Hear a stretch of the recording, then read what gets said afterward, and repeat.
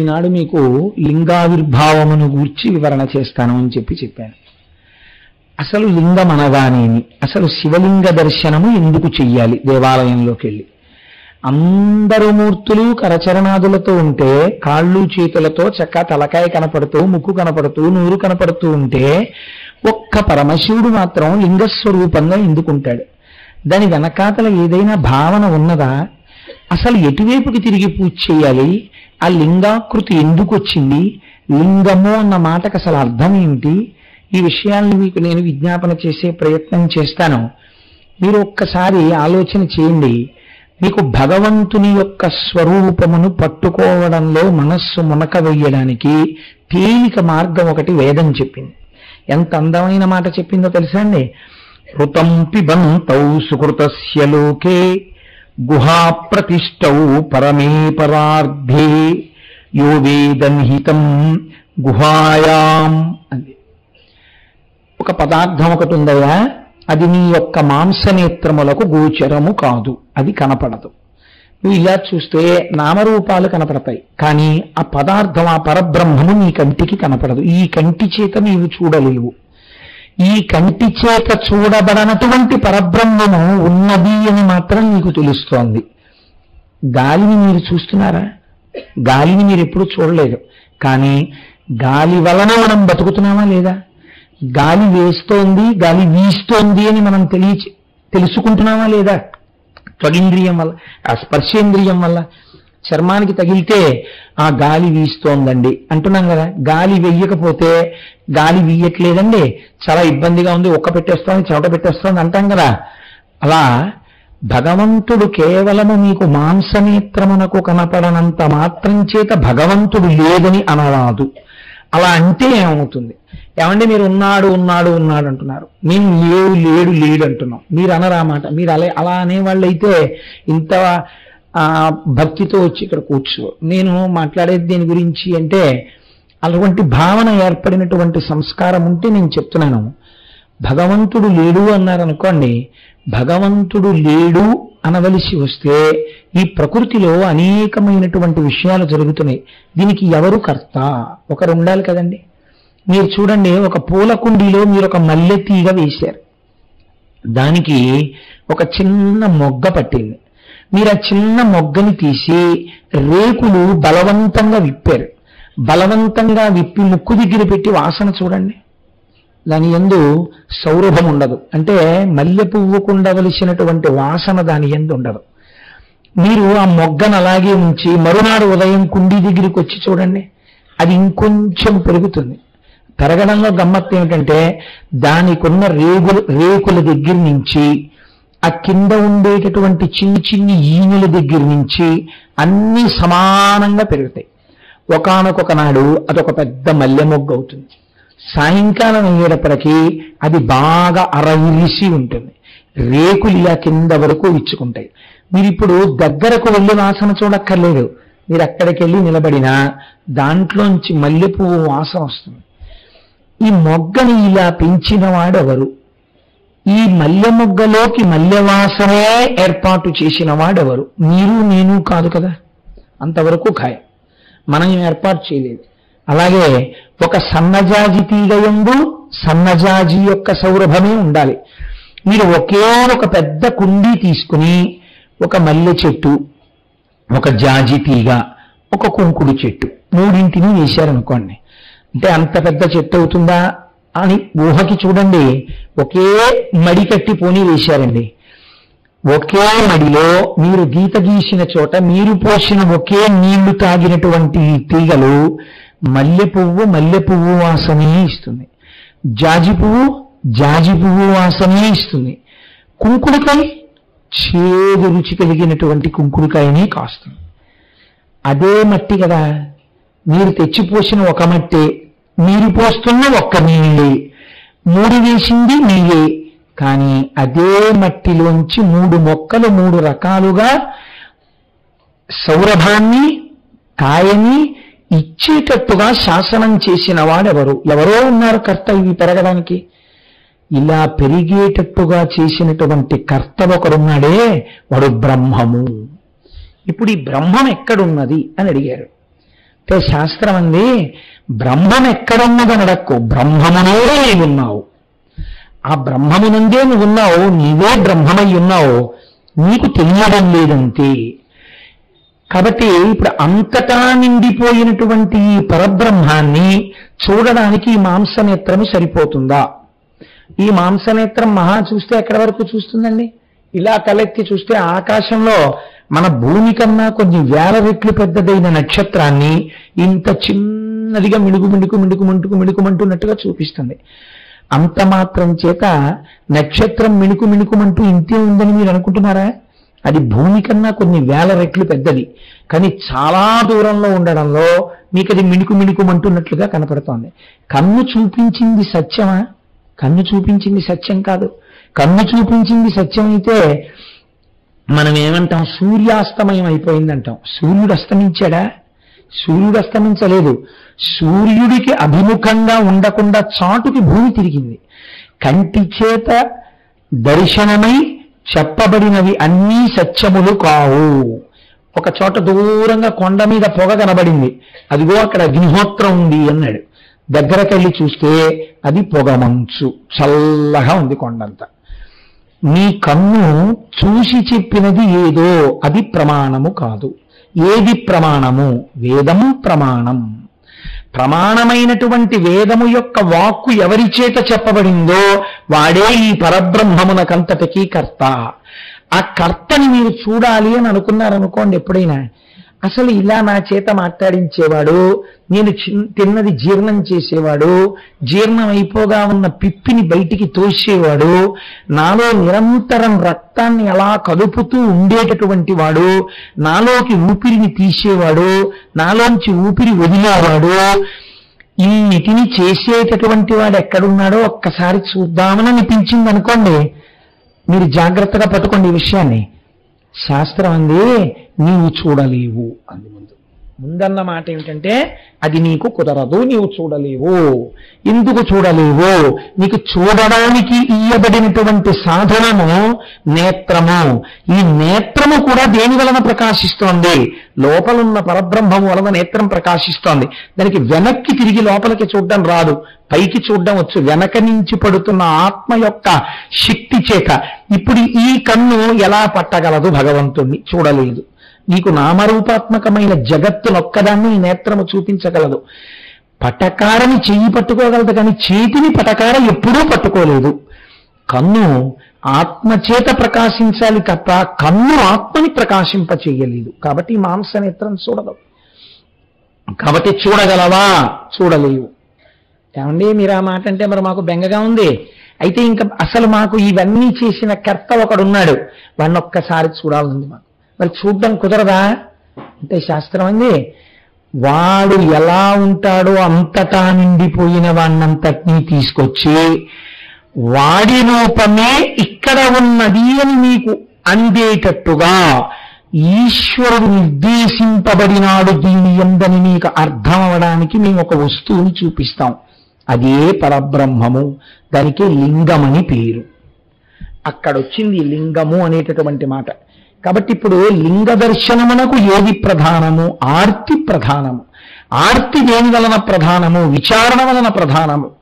మీకు విచారణ కలగాలి ఎప్పుడో ఒకప్పుడు. కంటికి కనపడుతున్నవన్నీ సత్యాలనుకుని వెళ్ళిపోయాడు అనుకోండి, తప్పేం లేదు, బానే ఉంటుంది. ఈ కంటికి ఏం కనపడుతుంది? నా భార్య కనపడుతుంది. ఈ కంటికి ఏం కనపడుతుంది? నా బిడ్డలు కనపడతారు. ఇవి సత్యాలనుకుని నేను వెళ్ళిపోవడం మొదలెట్టాను అనుకోండి, జీవితంలో రెండు ఎండు కట్టెలు నదీ ప్రవాహంలో కలుసుకున్నాయి. కలుసుకున్న రెండు కట్టెలు అలా కలిసి ప్రయాణం చెయ్యవుగా. ఏదో ఒక కట్టె విడిపోతుంది, ఆ తర్వాత రెండో కట్టె కూడా విడిపోతుంది. ఏది సత్యమని నువ్వు నమ్మి తిరుగుతున్నావో అది అసత్యమో అది కాలగర్భంలో కలిసిపోతుంది. కానీ నువ్వు కొంతకాలం ఉండి వెళ్ళిపోయినా తర్వాత కూడా ఉన్నది, నీకు ముందు ఉన్నది ఒక వస్తువు ఉన్నది. ఆ వస్తువు ఏదో అది సత్య వస్తువు. ఆ సత్య వస్తువు గురించి విచారణ చెయ్యడానికి దీన్ని నువ్వు ఋతుమంతం చేసుకోవాలి. దీన్ని ఆధారం చేసుకుని దాన్ని పట్టుకోవాలి. దాన్ని ఒక్కసారి చూడాలన్న తాపత్రయం నీకు కలగాలి. ఇప్పుడు ఇది రెండు కారణముల చేత ఆవిర్భవిస్తుంది. ఒకటి చూడాలని తాపత్రయపడిన వాళ్ళు ఎవరున్నారో వాళ్ళ ఆర్తిని చూసి వాళ్ళకి కనపడ్డం కోసమని వచ్చాడు ఆయన. అందుకే వేదాహమేతం పురుషం మహాంతం ఆదిత్యవర్ణం తమసస్తుపారే సర్వాణి రూపాణి విచిత్య ధీర నామాని కృత్వాభివదన్ యదాస్తే. ఇలా మేం చూడాలనుకుంటున్నాము అని చెప్పబడినటువంటి పరబ్రహ్మము వాళ్ళు ఎలా కోరుకున్నారో అలా కనపడినది. మా చిన్నతనంలో, ఇప్పుడంటే చాలా తక్కువైపోయింది, కానీ పంచదారతో చేసిన చిలకలు, కోడి పుంజులు ఇవన్నీ అమ్మేవారు. ఏదో ఇంట్లో కొన్ని శుభకార్యాలు జరిగినప్పుడు అవి తయారు చేసే వాళ్ళ దగ్గరికి వెళ్ళి, అయ్యా మాకు పంచదార చిలకలు ఒక 2 కిలోలు, పంచదార కోళ్ళు ఒక 2 కిలోలు, పంచదార నెమళ్ళు ఒక 3 కిలోలు, పంచదార హంసలు ఒక 5 కిలోలు ఇమ్మంటే వాళ్ళు దేనికి అవి అట్టపెట్టెలో పెట్టి ఇచ్చేసేవారు. ఇప్పుడు ఇవన్నీ తీసుకొచ్చి పిల్లలు సంతోషిస్తారని ఒక కోడిని, ఒక కుక్కని, ఒక హంసని, ఒక నెమలిని అక్కడ పెట్టి చూపించి, చూసావా ఎలా ఉన్నాయో అన్నాడు.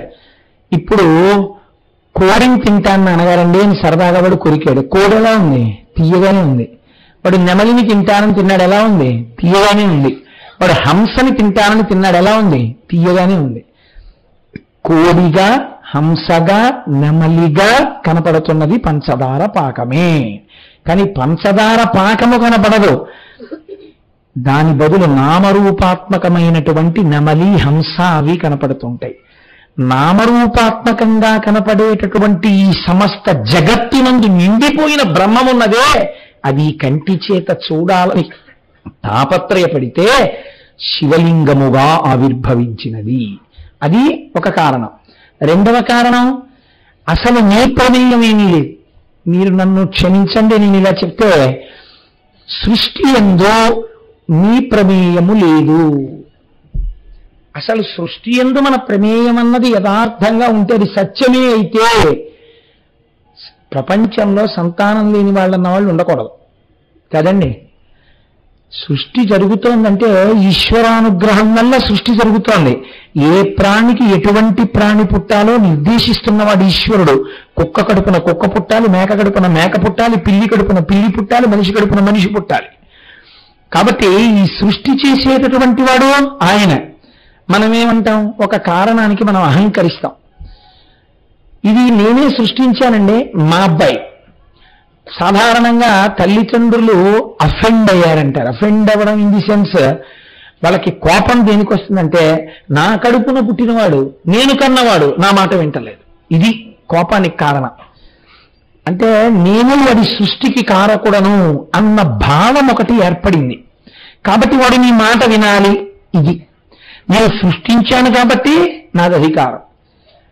వేరొకరన్నారు, వీడిని నేను పెంచాను చాలా కాలం, మీరు ఎక్కడో ఉన్నారు, వాడిని ఎక్కడికో తీసుకెళ్లి చదివించారు, ఇంకొకరు ఎవరో పెంచారు వాడిని. పెంచితే వాళ్ళన్నారు, ఇంత కష్టపడి వీడిని పెంచాం, ఇంతకాలం 15 ఏళ్ళు మా దగ్గర పెట్టి చదువు చెప్పించాం, నేను చెప్పిన మాట వీడు వింటలేదు. ఇప్పుడు వాళ్ళకెందుకు కోపం? సృష్టింపబడిన పదార్థాన్ని పెంచి పెద్ద చేసి నిలబెట్టి రక్షించిన వాడి మాట వింటలేదు, అది వాళ్ళ కోపం. నిజానికి చదివించడం, నిలబెట్టడం ఇవన్నీ కూడా వాడి లోపల ఉన్న మేధరూపంలో ఈశ్వరుడు ప్రకాశిస్తున్నాడు. నువ్వు దానికి కారకుడవడానికి నిమిత్తం చేసి ఈశ్వరుడు నిన్ను అనుగ్రహించాడు. నీకు కొడుకున్నాడు అనిపించడానికి నిన్ను అనుగ్రహించి నీకొక కొడుకు కలిగేటట్టుగా నిన్ను అనుగ్రహించాడు. సృష్టికర్త స్థితికర్త కూడా ఎవరు? ఎవడిలోంచి బయటికి వచ్చాయో వాడు ప్రళయకర్త. వాడు అన్ని వాళ్ళలో పెట్టుకుని వాళ్ళలోంచి తీసిస్తున్నాడు. ఇప్పుడు వాడే సృష్టికర్త, వాడే స్థితికర్త అయితే నేను సృష్టికర్తని, నేను స్థితికర్తని అని అహంకరిస్తే ప్రళయకర్త పాఠం చెప్పడానికి ఒకసారి రావాలి కదండి. అది అసలు ఉద్దేశం. అంతేకాని అందుకని ఒకనాడు ఏమైంది, లింగావిర్భావ కాలమునందు ఒకానొక కల్పంలో బ్రహ్మగారికి శ్రీ మహావిష్ణువుకి ఒక చిన్న వాదోపవాదం జరిగింది. నేను బ్రహ్మము అంటే నేను బ్రహ్మము, నేను అధికుడు అంటే నేను అధికుడు. వీరి మధ్య ఈ వాదోపవాదం జరుగుతుండగా అది కొంచెం తీవ్రమైన స్థాయిని పొందుతుంటే దేవతల యొక్క మొర విన్నవాడై పరమేశ్వరుడు ఒక జ్యోతి స్తంభముగా వారి మధ్య ఆవిర్భవించినాడు. ఇలా ఎందుకు ఆవిర్భవించాలి? మీరు దీన్ని కొంచెం జాగ్రత్తగా పట్టుకోవాలి.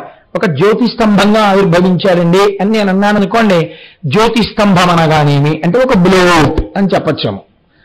బ్లో అవుట్ ఏముందండి, గ్యాస్ భూమిలోంచి అలా పైకి వచ్చేస్తే మండింది అనుకోండి, అలా పొడవుగా ఒక స్తంభాకృతిలో మండుతుంటుంది కదా.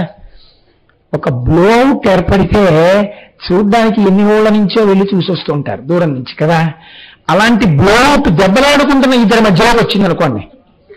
ఇప్పుడు వాళ్ళిద్దరూ దీని సంగతి తర్వాత చూద్దాం దెబ్బలాడుకుంటారా, దీని సంగతి చూస్తారా, ఇదేటో ఇలా వచ్చేసింది ఇంత పెద్ద జ్యోతి స్తంభం ఏమిటంటారా.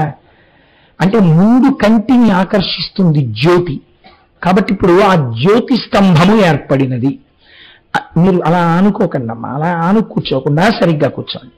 ఆ జ్యోతి స్తంభం ఒకటి ఏర్పడినది. ఆ జ్యోతి స్తంభాన్ని చూడగానే బ్రహ్మగారికి శ్రీ మహావిష్ణువుకి వారు యందు ఉన్నటువంటి వ్యగ్రత ఉపశమించినది. ఉపశమించింది, ఒరే మన ఇద్దరం చాలా గొప్పవాళ్ళం అనుకుని దెబ్బలాడుకుంటున్నాం కదా, మన ఇద్దరి మధ్యలో కొత్తది ఇంకోటి వచ్చింది ఇదేమిటి అనుకున్నారు. సరే బానే ఉంది, ఇది కూడా ఒకందుకు మంచిదే. ఎందుకు మంచిది, మన ఇద్దరు ఎవరు గొప్పవాడో తెలుసుకోవడానికి ఇది బాగా పనికొస్తుంది. అసలు ఇలా చూస్తే పైన కనబట్టలేదు, ఇలా చూస్తే కింద కనబట్టలేదు, ఎక్కడి నుంచి వస్తోందో తెలియట్లేదుగా. నేను పైన ఇది ఎక్కడుందో దీన్ని మొదలు కనిపెడతా, నువ్వు కింద కనిపెడతావా? కనిపెడతాను. ఇప్పుడు శ్రీ మహావిష్ణువు వరాహ రూపంలో భూమిని తవ్వుకుంటూ వెళ్ళిపోయారు దాని ఆది కనుక్కోవడానికి. ఇప్పుడు పైకి చతుర్ముఖ బ్రహ్మగారు హంసవాహనం ఎక్కి దాని యొక్క చివర కనుక్కోవడానికి వెళ్ళిపోతున్నారు.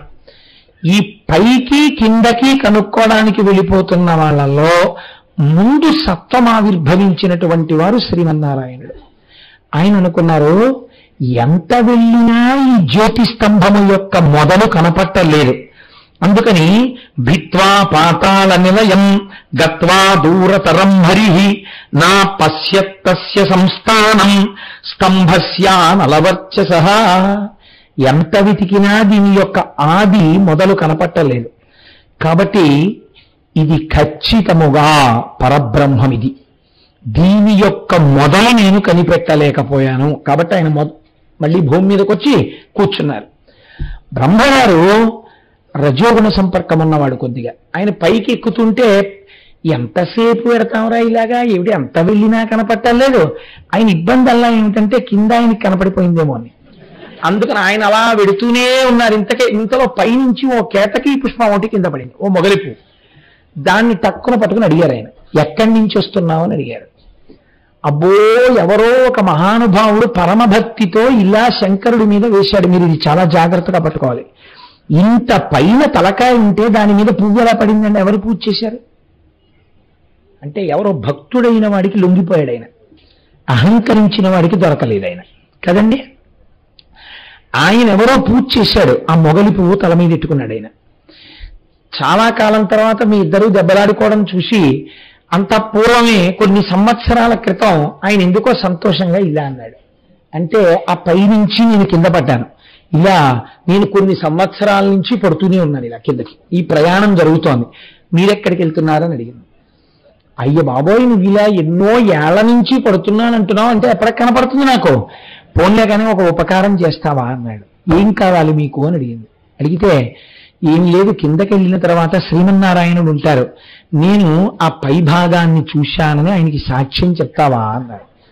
చెప్పను అంటే చతుర్ముఖ బ్రహ్మగారు సృష్టికర్త, అందుకని చెప్తాను అంది మొగలిపువ్వు. సరే శివమహాపురాణాంతర్గతం కాదు కానీ ఇతర పురాణాల్లో సమన్వయం ఏమిటంటే అక్కడే ఒక ఆవు కూడా కనపడింది. ఆ ఆవుని నువ్వెందుకు వెళ్ళావంటే పైన అభిషేకం చేసి వస్తున్నాను, నేను ఆ పైనుంచి ఎప్పటి నుంచో దిగుతున్నాను, నువ్వు కూడా చెప్తావా అని చూశానని చెప్తాను ముఖంతో అంగీకరించింది. ఇద్దరూ కిందకొచ్చారు. శ్రీ మహావిష్ణువుని ముందు అడిగారు, చూసొచ్చారా అని అడిగారు. అబ్బాయి నాకు కనపడలేదు, ఎంత దూరం వెళ్ళినా కనుగొనలేకపోయాను, పైకి వచ్చేసాను అన్నారు. నేను చూసొచ్చాను, ఇదిగో సాక్ష్యాలు, ఈ కేతకీ పుష్పం, ఈ ఆవు. కేతకీ పుష్పం ఆయన చూసొచ్చారని చెప్పింది. ఆవు ముఖంతో అంగీకరించి పృష్ఠభాగమును కదిపి చూడలేదు అని చెప్పింది. ఇప్పుడు నిరాకారముగా జ్యోతిస్తంభముగా ఉన్నటువంటి పరమాత్మ శంకరుడు సాకారమును పొందాడు.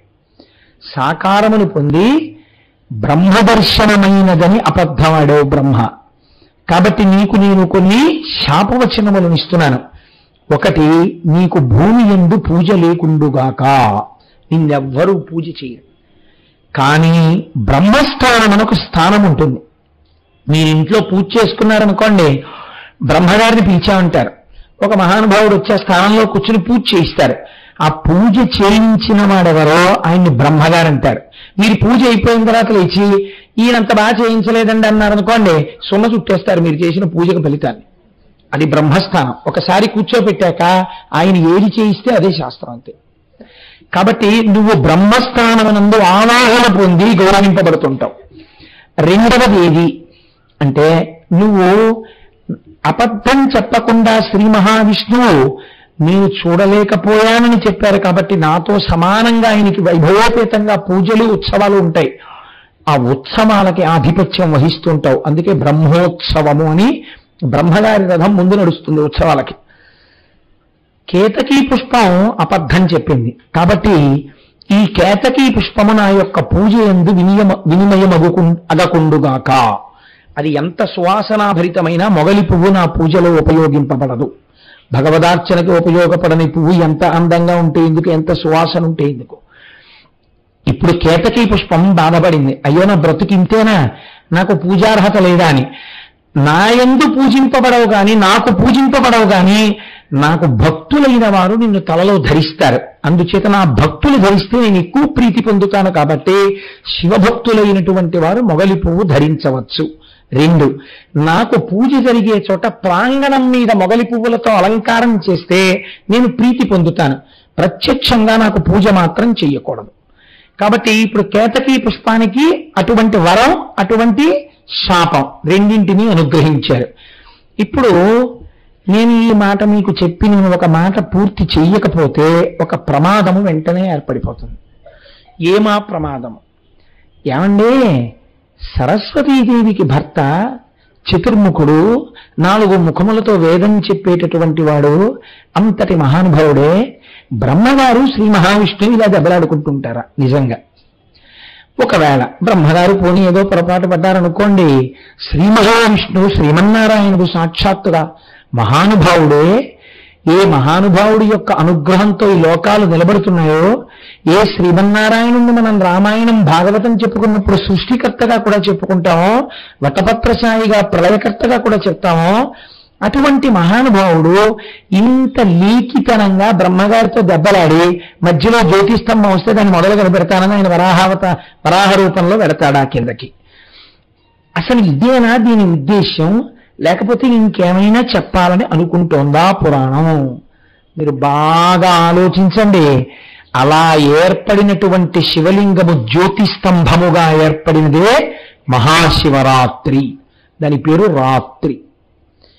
ఇది మెల్లమెల్లగా లింగాకృతి తగ్గిపోయి కంటి చేత చూడబడదగినటువంటి లింగాకృతిని పొందినటువంటి రూపమే అరుణాచలంలో ఉన్నటువంటి కొండ. ఆ శివుడు నిర్దేశించిన తరువాత పూజ ప్రారంభమైన రోజే మహాశివరాత్రి.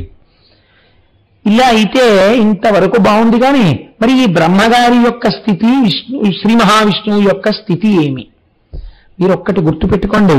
మీరు జాగ్రత్తగా సమన్వయం చేసుకుంటే బ్రహ్మ, విష్ణువు, శివుడు అనేటటువంటి మూడింటితోటే మీకు ఎప్పుడు ఏది చెప్పవలసి వచ్చినా వ్యాసుడు చెప్తుంటాడు. ఎందుకు చెప్తారో తెలుసా అండి? ఉన్న ఒక్క బ్రహ్మము ఈ 3లోనే పనిచేస్తుంటుంది. సృష్టికర్త, స్థితికర్త, ప్రళయకర్త, పరబ్రహ్మం. మీరు ఒక్క విషయం కొంచెం జాగ్రత్తగా గమనించండి. శ్రీ మహావిష్ణువు స్థితికారుడు కాబట్టి ఆయన సత్వగుణ సంపన్నుడు కదండి. మనం ఆ మాట అంటాం కదా. సరే, ఆయన సత్వగుణ సంపన్నుడైతే భయంకరాకృతిలో నరసింహావతారాన్ని ధరించి హిరణ్యకశిప సంహారం చేసి కోపం తగ్గనప్పుడు, ఎంతమంది స్తోత్రం చేసినా కోపం తగ్గనప్పుడు దాన్ని సత్వం అంటారా, తమస్సు అంటారా? క్రోధము తమస్సు. రామచంద్రమూర్తి కోదండాన్ని చేతిలో పట్టుకుని కొన్ని వేల మందిని తెగటార్చినప్పుడు కించిత్ కోపం కూడా రాకుండా తెగటార్చాడని మీరు చెప్పగలరా? క్రోధం ఆయనకు వచ్చిందని వాల్మీకి మహర్షి చెప్పారు కొన్ని చోట్ల. అప్పుడు ఆయన తమోగుణ సంపన్నుడు కాలేరా? శంకరుడు తమోగుణ సంపన్నుడు, లయం చేస్తానంటారు. తమోగుణ సంపన్నుడు శంకరుడైతే దక్షిణామూర్తిగా కూర్చుని లోకానికి జ్ఞానం ఇవ్వలేదా? అప్పుడు మరి ఆయన సత్వగుణ సంపన్నుడు కాడా? మరి అదే శంకరుడు జ్ఞానప్రదాతయ్యి జ్ఞానానికి మహేశ్వరుణ్ణి మీరు కొలవండి అని అనిపించుకుని శృతివాక్యం చేత పొగడబడినటువంటి వాడు మహానుభావుడై సత్వగుణ సంపన్నుడు కాలేదా? మరి అలాంటప్పుడు ఒక గుణాన్ని మీరు భగవంతుని యందు ఆరోపించి మాట్లాడడం మీ అజ్ఞానం అనుకోవాలా, మీ జ్ఞానం అనుకోవాలా? భగవంతుని యందు గుణమును ఆరోపించి మాట్లాడడం ఏంటండి? అంతకన్నా అసంబద్ధమైన విషయం ఇంకోటి లేదు. యథార్థమేమి అంటే మహానుభావుడైనటువంటి బాణుడని సంస్కృతంలో మహాకవి బాణుడు. ఒక్కొక్కసో అంటారు కాళిదాసుతో సమానుడు, లేదా కాళిదాసు కన్నా అడుగు ముందే ఉన్నవాడు బాణుడు అంటారు. ఆ బాణుడు ఒకచో ఒక మాట చెప్తాడు. రజోజుషే జన్మని సత్వవృత్తయే స్థితౌ ప్రజానాం ప్రళయే తమస్పృశే అజాయ సర్గస్థితి నాశహేతవే త్రైమయాయ త్రిగుణాత్మనే నమః అంటాడు. రజోగుణము చేత చతుర్ముఖ బ్రహ్మవారు ప్రకాశిస్తున్నారు, సత్వగుణము చేత శ్రీ మహావిష్ణువు ప్రకాశిస్తున్నారు, తమోగుణము చేత లయకారకుడై రుద్రుడు ప్రకాశిస్తున్నాడు. అంత మాత్రం చేత నిజంగా వాళ్ళందరూ ఆ గుణాలతోటే ఉంటారని మీరు అనుకుంటున్నారా? కాదు. అసలు వీరి ఎందు గుణము లేదు. నిర్గుణమైన పరబ్రహ్మము సృష్టి చేసేటప్పుడు బ్రహ్మగా మారింది. అప్పుడు అవసరం కాబట్టి రజోగుణాన్ని తీసుకుంది. ఎప్పుడు ఏది అవసరమో అప్పుడు నేను అది పుచ్చుకొని మిగిలిన వాళ్ళకి కూడా మార్గాన్ని చెప్తున్నానే. నా ఇంట్లో వాళ్ళకి ఒకే పరబ్రహ్మం సృష్టి చేసి, ఒకే పరబ్రహ్మం స్థితి చేసి, ఒకే పరబ్రహ్మం లయ చేస్తే మీరేమంటున్నారు, నేనేమంటున్నాను? ఈ సృష్టి, ఈ స్థితి, ఈ లయ నేనే చేస్తున్నాను అంటున్నాను. నేను చెప్పినా అదే మాట, మీరు చెప్పినా అదే మాట, ఇంకోళ్ళు చెప్పినా అదే మాట, ఎవడు చెప్పినా ఒకటే మాట, వీడు నా కొడుకు. కాబట్టి ఇప్పుడు సృష్టి యందు అహంకారం, స్థితి యందు అహంకారం, ఇవన్నీ రాశి పోసేస్తే మీ అహంకారాన్ని తీర్చడానికి వాళ్ళిద్దరూ ఈ కథ నడిపారు. కథ నడిపితే ఏమైంది? ఓరి పిచ్చాడా, అసలు ఇంకో పదార్థం ఉంది, అది చేస్తున్నది. ఆ పదార్థములకు ఆద్యంతము లేదు, నీకు అసలు తెలియనే తెలియదు, దానికి తుద లేదు, మొదలు లేదు, అది అంతటా వ్యాపించిపోయింది. ఆ వ్యాపించిపోయినది ఇప్పుడు అగ్నిస్తంభంగా దిగింది. ఇప్పుడు అలా దిగితే అది వెలుతురులు విసిరింది. ఈ వెలుతురులు విసిరితే ఈ వెలుతురులో కళ్ళు కనపడతాయి. బాణుడు చెప్పిన ఈ శ్లోకాన్ని విని సంతోషించి వెంటనే కాళిదాస మహాకవి లాంటి శ్లోకం ఒకటి చెప్పారు. నిజంగా ఎంత గొప్పగా ఉంటాయో చూడండి. ఏకైవ మూర్తి వివిధే త్రిదాస సామాన్యమేవం ప్రథమం పరత్వం విశోర్హరస్తస్య హరిః కదాచిత్ వేదాస్తయోస్తావపి ధాతురాద్యౌ. ఒకానొక నాడు బ్రహ్మగారు పెద్దవాళ్ళలా కనపడతాడు, విష్ణువు శివుడు ఆయన కన్నా తక్కువలా కనపడతారు. నువ్వు నా కనుబొమ్మల మధ్యలోంచి పుట్టావా రుద్రుడు అంటాడు ఆయన. అమ్మవారు మొన్న నంది కదండి, ఒక వరసలో నువ్వు నాకు మామగారి వయ్యావయ్యా అంది. అంటే అమ్మవారు ఎంత గొప్పగా మాట్లాడిందో చూడండి. ఆ మాట మాట్లాడేటప్పుడు ఒక వరసలో నువ్వు నాకు కొడుకు అయ్యావయ్యా అంది. బ్రహ్మము ఎప్పుడు ఎలా అవసరమో అలా మారుతుంది, అంతేకాని ఉన్నది ఒక్క పదార్థమే. కాబట్టి ఒకనాడు బ్రహ్మగారు ఎక్కువ, ఒకనాడు విష్ణువు ఎక్కువ, ఒకనాడు శివుడు ఎక్కువ. మీరు చూడండి, లోకంలో ఒక పోకడు ఉంటుంది. పిల్లలు ఆడుకుంటుంటారు, ఆడుకుంటున్నప్పుడు అన్ని ఒకేలాంటి సమతలంలో ఉన్న చోట సమానమైన ఎత్తున్నటువంటి స్తంభాలు ఉంటాయి. అలా ఎక్కడుంటాయండి అని మీరు అనుమానపడచ్చు. ఆ పెద్ద డాబా కట్టేసి పిల్లర్స్ కి సంబంధించినటువంటి ఇనప ఊసలు పైకి వచ్చి ఉంటే పిల్లలు పరిగెడుతున్నప్పుడు ఆ ఊసల మీద పడిపోతారని ఆ ఊసలకి అరుగుల్లా కట్టేస్తారు. అన్ని సమానంగా కడతారు, వాటి మీద కూర్చుని ఏదో సాయంకాలం మాట్లాడుకోవచ్చు వేసంకాలంలోని. పిల్లలు ఏం చేస్తారంటే అన్ని సమానమైన స్తంభాలే. ఈ స్తంభాలకి మొట్టమొదట ఆడే ఆట ఏంటంటే, నేను పెద్దాపురంలో నా ఇంట్లో చూసా, అందుకని బాగా స్వానుభవమున చెప్పు చవటలారా. ఈ పిల్లలు ఆ స్తంభాలు ఎక్కి నిలబడి ఎవడికి వాడి ఎలా చూస్తారంటే, ఒక కోణంలో నేను ఎత్తు స్తంభంలో నిలబడ్డాను అని చూసినప్పుడు నిజంగానే అవతల వాడిక్కిన స్తంభం చిన్నదిలా కనపడుతుంది. మీ దృష్టిలో దోషం. వాడేమంటాడంటే నేను ఎక్కిన స్తంభం చాలా పెద్దదంటాడు. వెంటనే వాడిలా కిందకి చూసుకుని నేను ఎక్కిన స్తంభం కూడా చాలా పెద్దది, నీ దానికన్నా నాదే హైట్ ఎక్కువ అంటాడు. ఇలా అందరు పిల్లలు నాది ఎత్తు అంటే నాది ఎత్తు, నాది ఎత్తు అంటే నాది ఎత్తు అంటాడు. ఇల్లు కట్టిన మేనమామ అక్కడే ఉండి నవ్వుకుంటాడు, ఇవన్నీ ఒకే ఎత్తు, పిల్లలు ఆడుకుంటున్నారంటాడు. పరబ్రహ్మమును ఒక్కొక్క రూపంలో ఉపాసన చేసేవాడికి ఆయా రూపముల యందు అభిమానం ఉంటుంది. ఉన్నప్పుడు వాడంటాడు ఇది ఎక్కువ అంటాడు. కానీ ఇది ఎక్కువ అది తక్కువ అనకూడదు. అన్నీ సమానం, కానీ నాకు ఈ స్తంభం మీద కూర్చోవడం సంతోషం అనాలి. అది పక్వత, అది జ్ఞానం. ఇది కాళిదాస మహాకవి చెప్తున్నాడు. ఒకనాడు బ్రహ్మ అధికుడిగా కనపడి శివ విష్ణువులు తక్కువగా కనపడతారు. వేరొక పురాణమునందు విష్ణు అధికుడై బ్రహ్మ శివుడు తక్కువగా కనబడతారు. రామాయణంలో ఆ శివ ధనస్సుని విష్ణువు విరిచేశారు రామచంద్రమూర్తి. హుం అన్నారు, శివధనస్సు ఆగిపోయింది. అప్పుడు ఎవరు ఎక్కువ? విష్ణువు ఎక్కువ. ఇప్పుడు మీరు రామాయణం పలికి బాలించండి అంటారా? ఆది కావ్యం మరి ఎందుకు చెప్పుకున్నావు 42 రోజులు ధరించడానికి? అలాగే ఒక్కొక్క నాడు వీళ్ళిద్దరూ కాదు, శివుడు ఎక్కువ. ఇప్పుడు నువ్వు తీర్పులు చెప్పడానికి నువ్వు అక్కర్లా, వాళ్ళకన్నా గొప్పవాడు ఏం కాదు. తీర్పు చెప్తే మళ్ళీ కిందకో పైకో వెళ్ళేవాడు నువ్వెందుకు తీర్పు చెప్తావు? జ్యోతిస్తంభం అంటే ఏమిటో తెలుసా అండి? అదే అంతటా ఉన్నది. ఎన్ని దీపాలు వెలుగుతున్నా వెలుగుతున్నది ఒక్క జ్యోతి రూపమే. ఇన్ని రూపాలుగా ఉన్నది ఒక్కటని నువ్వు తెలుసుకోవడం జ్యోతిర్లింగ ఆవిర్భావం. కాబట్టి ఇప్పుడు ఈ అర్ధరాత్రి వెలిగినటువంటి జ్యోతిస్తంభం వెలిగితే రుద్రం దానికి ప్రార్థనా శ్లోకం చెప్పింది.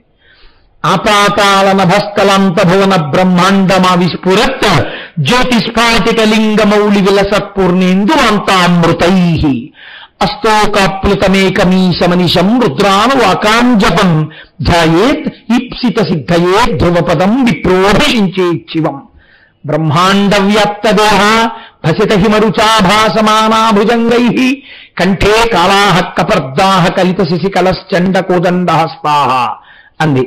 అది పాతాళము నుంచి బ్రహ్మాండములు ఎక్కడ వరకు ఉన్నాయో అక్కడ వరకు అదంతా ఒక పెద్ద జ్యోతి లింగాకృతి.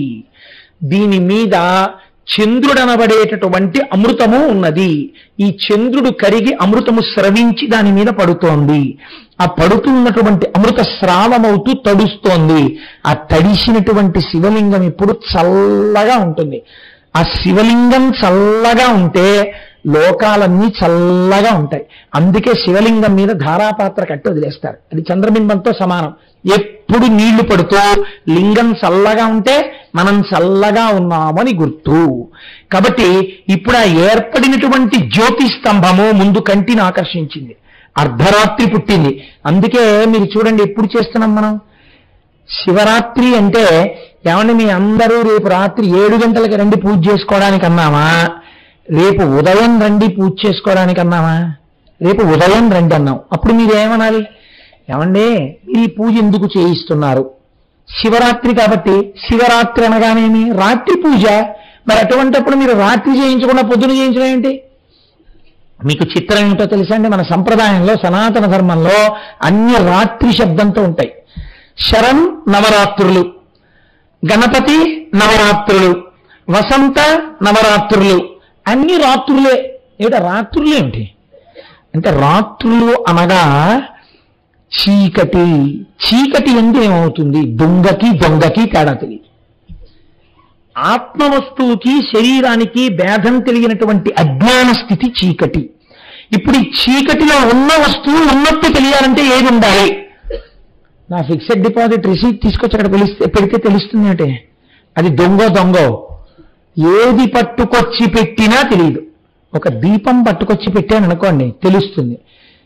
దీపం తెలియడానికి ఇంకో దీపం అక్కర్లా, దీపపు కాంతిలో దీపం తెలుస్తుంటుంది. ఇది పరబ్రహ్మం, ఇది జ్యోతిర్లింగం. ఈ జ్యోతిర్లింగ కాంతిలో మీరెవరో మీకు తెలుస్తుంది, మీకు లోకంగా కనపడుతున్నది ఏమిటో మీకు తెలుస్తుంది. ఇప్పుడు రాత్రి అనగా అజ్ఞానం పోవడానికి, శివానుగ్రహానికి మీరేం చేస్తున్నారు? తెల్లవారకట్ట నుంచి పూజ చేస్తున్నారు. అంటే భక్తితో నిలబడుతున్నారు. ఇప్పుడు ఈ భక్తితో నిలబడి రాత్రి ఏం చేస్తారు? జాగరణ చేస్తారు. జాగరణం అనగానేమి? జాగరణం అంటే మీరు ఒకటి గుర్తుపెట్టుకోండి, ఏదో రకంగా నిద్రపోకుండా ఉండుట కాదు. ఏదో ఒక ప్రయత్నం చేత నిద్ర రాకుండా వెర్రికేకలు వేసుకుంటూనో, డాన్స్ బేబీ డాన్స్ చేసుకుంటూనో, పనికిమాలిన పనులు చేస్తూనో నిద్రపోకుండా నిగ్రహించుకుంటే మీరు పావుని కొట్టట్లేదు, పుట్టని కొడుతున్నారు. దానివలన ప్రయోజనం ఏమిటంటే ఒక పాప ఫలితం పోయిందేమో, ఎవరినో నిద్రపోకుండా చేసినందుకు మీరు నిద్రపోకుండా ఉన్నారేమో. దాన్ని నిద్రపోకుండా ఉండమని చెప్పలేదు శాస్త్రం, జాగరణ చెయ్యి అంది. మీరు చూడండి, ఓ మాట అంటుంటాం మనం సాధారణంగా, ఏమండి నిన్న రాత్రి పడుకుందాం అనుకుని ఇలా తలుపేద్దామని వెళ్ళానండి, తలుపేద్దామని వెళ్ళేటప్పటికీ ఇంట్లో చిన్న త్రాచుపాము పిల్ల కనపడింది, గబగబా కర్రపట్రా అని వంటింట్లోకి వెళ్ళిపోయింది. ఆ వంటింట్లో వెతికి వెతికి వెతికి చూసేటప్పటికీ లటక్కని బెడ్రూమ్లోకి వెళ్ళిపోయింది. రాత్రల్లా జాగరణమేనండి, పాము కనపడలేదు, పొద్దున్న దొరికిందండి అంటాం. అంటే ఇప్పుడు మీరు వెతుకుదానిలో దొరికితే దొరుకుతుంది, లేకపోతే లేదు ఏమవుతుందని చెప్పి మెల్లిగా కూర్చుని కొనుక్కు తీస్తూ బాసుం పెట్టేసుకుని, వస్తే ఈ పెట్టి తీస్తాను చూడు ఇక్కడ ఏమైనా ఉంటుందేమో త్రాచుపాము పిల్ల అని బాసుం పెట్టేసుకుని ఎంతసేపు మీరు వెతుకుతానని చెప్పి హాయిగా కూర్చుని పెట్టిలో వీళ్ళు ఆగుతారా? అలా ఏం లాగరు, అక్కడ త్రాచుపాము ఉంది కాబట్టి దూరంగా నించుని అవసరమైతే ఎగిరి మంచం మీదకి ఎక్కేయడానికి మంచమో స్టూలో కుర్చీయో పెట్టుకుని ఓ కర్ర పెట్టి దూరంగా పెట్లవి రాత్రల్లా లాగుతూనే ఉంటారు. అది ఇక్కడ కనబడుతుంది, ఇంకో దాంట్లో దూరిపోతుంది. ఇక్కడ మీరు వెతగ్గా పిల్ల రైని కేకేస్తుంది, నాన్నగారండి ఈ గదిలోకి వచ్చేసింది అంటుంది. అది మళ్ళీ అక్కడికి వెళ్ళిపోయింది ఇంకో గదిలోకి. జాగరణమనగా ఆవుస్తూనే వెతుకుతూ పరమ అప్రమత్తంగా ఉండుట. ఇప్పుడు అప్రమత్తంగా ఉండడానికి మీరు ఏమిటి ప్రధానం? కరెంటు తీసేయడం ఈ రాష్ట్రమునకు లక్షణము. కాబట్టి చీకటి గబాలను ఎప్పుడు తీసేస్తారో, ఉషే త్రాచుపాం కాళ్ళెక్కే మీదకి ఎక్కేస్తుంది, ముందే ఛార్జింగ్ లైట్లన్నీ వెలిగించట్టు గబాల చీకటి కరెంటు తీసేస్తారంటే కుట్టేస్తుంది ఎవరు. కాబట్టి మీరు ఏది మాత్రం ముందు పెట్టుకుంటారో, దీపాలు సిద్ధంగా ఉంచుకుని వెతకడం మొదలెడతారు. దీపాలు సిద్ధంగా పెట్టుకుని వెలిగించడం, పగలంతా దీపాలు వెలిగించడమే మీరు చేసే పూజ. మనస్సుని ఈశ్వరాభిముఖం చేయడం, అందుకు ఉపవాసం. ఉపవసి ఈశ్వరుడికి దగ్గరగా వెళ్ళారు. అలా వెళ్లకుండా లెయ్యి పూజ చేశారనుకోండి మీరు, దానికి అర్థం లేదు. ఎందుకు వెళ్ళావు ఆ ఊళ్ళోకి? ఏం చేశావు? జనం, విపరీతమైన జనం, నువ్వు వాళ్ళతో తోసుకున్నావు. ఒకరినొకడు తోసేశాడు. అక్కడ శివలింగం దగ్గరికి వెళ్ళావు, నమస్కారం. అది ఏమిటో నీకు తెలియదు, నువ్వేమిటో దానికి తెలియదు. దానికి తెలుసు కానీ నీకు తెలియదు. ఓ నమస్కారం. అక్కడి నుంచి ఆ పత్రంతా తొక్కేయడం, ఆ అభిషేక జలాలన్నీ తొక్కేయడం, బయటకు వచ్చేయడం, వచ్చేసేసి అమ్మాయి అయిపోయింది శివదర్శనం. ఏమిటి నువ్వు చేసింది? దానివల్ల ఏమైనా ప్రయోజనం ఉందా? కాదు. ఉపవాసం అనగా ఇప్పుడు మనం రేపు చేద్దామనుకుంటున్నది ప్రశాంతంగా మనస్సుని ఈశ్వరాభిముఖం చెయ్యడం. అలా చేస్తే జన్మానికి ఒక్క శివరాత్రి చాలంది శాస్త్రం. ఇప్పుడు పగలంతా ఉపవాసం చేసి రాత్రంతా జాగరణ చెయ్యి. జాగరణం అంటే ఏం చేస్తావు? పావునే వెతుకు, పావు దగ్గరికి రాకుండా చూసుకోవడం జాగరణం కదండి.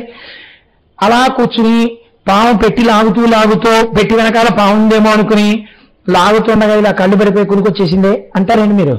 ఒక్కనాటికి రమ్మన్నా రాదు నిద్ర. ఇంట్లో త్రాచుపా ఉంది. పగయగలిగని పామున్న ఇంటిలో ఉన్న ఎట్ల కాక ఎట్టులుండు అంటాడు ఆదిపర్వంలో మహానుభావుడు అన్నయ్య గారు. అలా పావున్న ఇంట్లో నిద్ర ఎందుకు వస్తుందంటే జాగరణమే ఉంటుంది. నీలో ఉన్న పావుని వెతకడమే జాగరణము. ఏది నీలో ఉన్న పాము? కోట్ల జన్మల నుంచి కాట్లేస్తోంది ఇది నిన్ను. అదే ఒక్క పాము కాదు, అజ్ఞానమన్న రూపంలో అది 6 పడగల పాము ఒకటి ఉంది. కామ క్రోధ లోభ మద మోహ మాత్సర్యములన్న 6 పడగలతో మనస్సు. ఇప్పుడు దీన్ని చంపలేవు. దీన్ని ఈశ్వరుడికి అర్పణ చేసి ఆయన మెడలో వేసుకుంటాడు. ఆయన నాగాభరణాన్ని తీసుకుంటాడు. తీసుకుని నీకేం ఇస్తాడు? ఆయన వీటిని మారుస్తాడు. కామము ఈశ్వర కామము, క్రోధము ఏమిటి నాకు దిక్కుమాలిన కోపం అని కోపం మీద కోపము, లోభము అమ్మో నేను ఇంకా భగవత్ సంబంధమైన విషయాలు ఇంకొక 2 శ్లోకాలు నేర్చుకోవాలి, సుబ్రహ్మణ్య భుజంగా నా నోటికి వచ్చేయాలి, ఈ లోభం. మదము నా భగవానుడు నాకున్నాడు, ఎందుకంటే నాకేమిటి బెంగ, నాకున్నాడండి ఈశ్వరుడు, ఇది నీ గర్వం. భక్తి చేత కలిగినటువంటి అతిశయం దీన్నిగా మార్చి ఇప్పుడు నీకు ఎటువంటి పావునిస్తున్నాడు? అది పావు కాదు, ఇప్పుడు నీకు ఈ 6 గుణములనేటటువంటి పుష్పాన్ని ఇస్తున్నాడు. కాబట్టి జాగరణం ఎలా చేయాలి అంటే మన మనస్సు అంత తొందరగా సరిగ్గా ఉండదు కదా. 6:30కి ప్రవచనానికి వస్తేనే నిద్రపోతుంది. రేపు రాత్రి 10ంటికి కూర్చోమంటే కూర్చుంటుంది అది. కాబట్టి తెలివైన పని ఏమి చేయాలో తెలుసా అండి? మార్చి మార్చి మనస్సుని కుదుటపరచాలి. కానీ దాన్ని మాయ చెయ్యాలి. ఎలా మాయ చేయాలి? అంతర్లీనంగా భగవంతుణ్ణే పెట్టాలి. పైకి మాత్రం మారిపోతోందని చెప్పాలి. కార్యక్రమం లేస్తుంది మళ్ళీ, బాబోయ్ కొంచెం కళ్ళు పడిపోతున్నట్టున్నాయి, పాము ఎక్కడుందో అని వెతుక్కుంటుంటారు. కాబట్టి 6:30 నుంచి 8, 8:30 ప్రవచనం అయిపోతుంది. అద్భుతమైనటువంటి గంధర్వగానం అయిపోతుంది. అయిపోయిన తర్వాత మనందరికీ ఇంకా కళ్ళు పడిపోయే టైం వచ్చేసింది. ఇంకా 10, 9:30, 10 అవుతోంది. కళ్ళు పడిపోకుండా ఉండాలంటే ఇవాళ రోజున మనల్ని ఆపగలిగినది ఏది? అంత్యాక్షరి. ఇప్పుడు అంత్యాక్షరి పెట్టారు అనుకోండి, మీరు పెడితే రజోగుణ తమోగుణ ప్రకోపం వచ్చేస్తుంది, సత్వగుణం పోతుంది. జాగరణం కాదు అది, అదో వెర్రి వేదం కింద తయారవుతుంది. కాబట్టి ఇప్పుడు ఏం చేయాలి? అసలు ఎలా మార్చుకోవాలో జీవితాన్ని చూపించడానికి రేపు ఒక కొత్త ప్రయోగం జరుగుతుంది. చిన్న చిన్న పిల్లలు ఇక్కడ కూర్చుని సంగీత విద్వాంసుల సమక్షంలో ప్రసాద్ బాబు గారు ఎంపైర్గా ఇక్కడ నిర్వహిస్తూ ఉండగా ఎవరికి ఎంత టైంలో పాడాలో ఒకళ్ళు ఒక కీర్తన, ఒక పల్లవి పాడి విడిచిపెడతారు. ఉదాహరణకి అదిగో అల్లదిగో శ్రీహరివాసము 10,000 శేషుల పడగలమయము అని వదిలేస్తారు. మీరిప్పుడు మా మీద ఏమున్నాయి మీరు అందించకూడదు ఎవరును, మీరు దాన్ని వినాలి. ఇప్పుడు మీ మనస్సు ఏం చేస్తుంది? డ్రిల్ చేస్తుంది. మా మీద ఏమున్నాయి కీర్తనలు, మా మీద ఏమున్నాయి కీర్తనలు అని ఆ మనుబ్రోవామని మనుబ్రోవామని కాదు, మనుబ్రోవామని ఆ కీర్తన అని మీలో మీరు మాట్లాడుకుంటుంటారు. ఇలాగా ఈ పిల్లలు పాడతారు. అబ్బాయి ఎంత బాగా పాడారో అనుకుంటారు. ఇలా వాళ్ళ మధ్య భగవత్ సంబంధమైన అంత్యాక్షరి జరుగుతుంటుంది. ఇప్పుడు ఈ కీర్తనలు వింటూ మీరు కూడా మనస్సటు పెట్టుకుంటారు. అయిపోయింది. అద్భుతమైన భరతనాట్యం, శివతాండవం జరుగుతాయి. అయిపోతుంది. జ్యోతిర్లింగం ఆవిర్భవిస్తుంది. 12 అయింది, మీకు తెలియదు 12 అయిపోయిందని. జ్యోతిర్లింగం వచ్చేసింది. అంటే మీ 6 గుణాలు పోయాయి, దుర్గుణాలు. జాగరణం పూర్తయిపోయింది, ఈశ్వరానుగ్రహం వచ్చేసింది. ఇప్పుడు మీరు ఆ జ్యోతి వెలుగులో నిలబడతారు. ఇది జ్యోతిర్లింగ ఆవిర్భావము. మహాశివరాత్రి నాడు ఇందుకు జాగరణ, ఇందుకు ఉపవాసం, ఇందుకు పూజ, ఇందుకు వచ్చాయి తప్ప అర్థం పర్థం లేకుండా చెయ్యమని రాలేదు. ఇలాంటి పూజ, ఇలాంటి జాగరణ చెయ్యడం కోసమని రేపు మనం ఈ దేవాలయ ప్రాంగణాన్ని వేదికగా చేసుకోబోతున్నాం. కనుక దీనిని జ్యోతిర్లింగము అని శాస్త్రం పిలిచింది.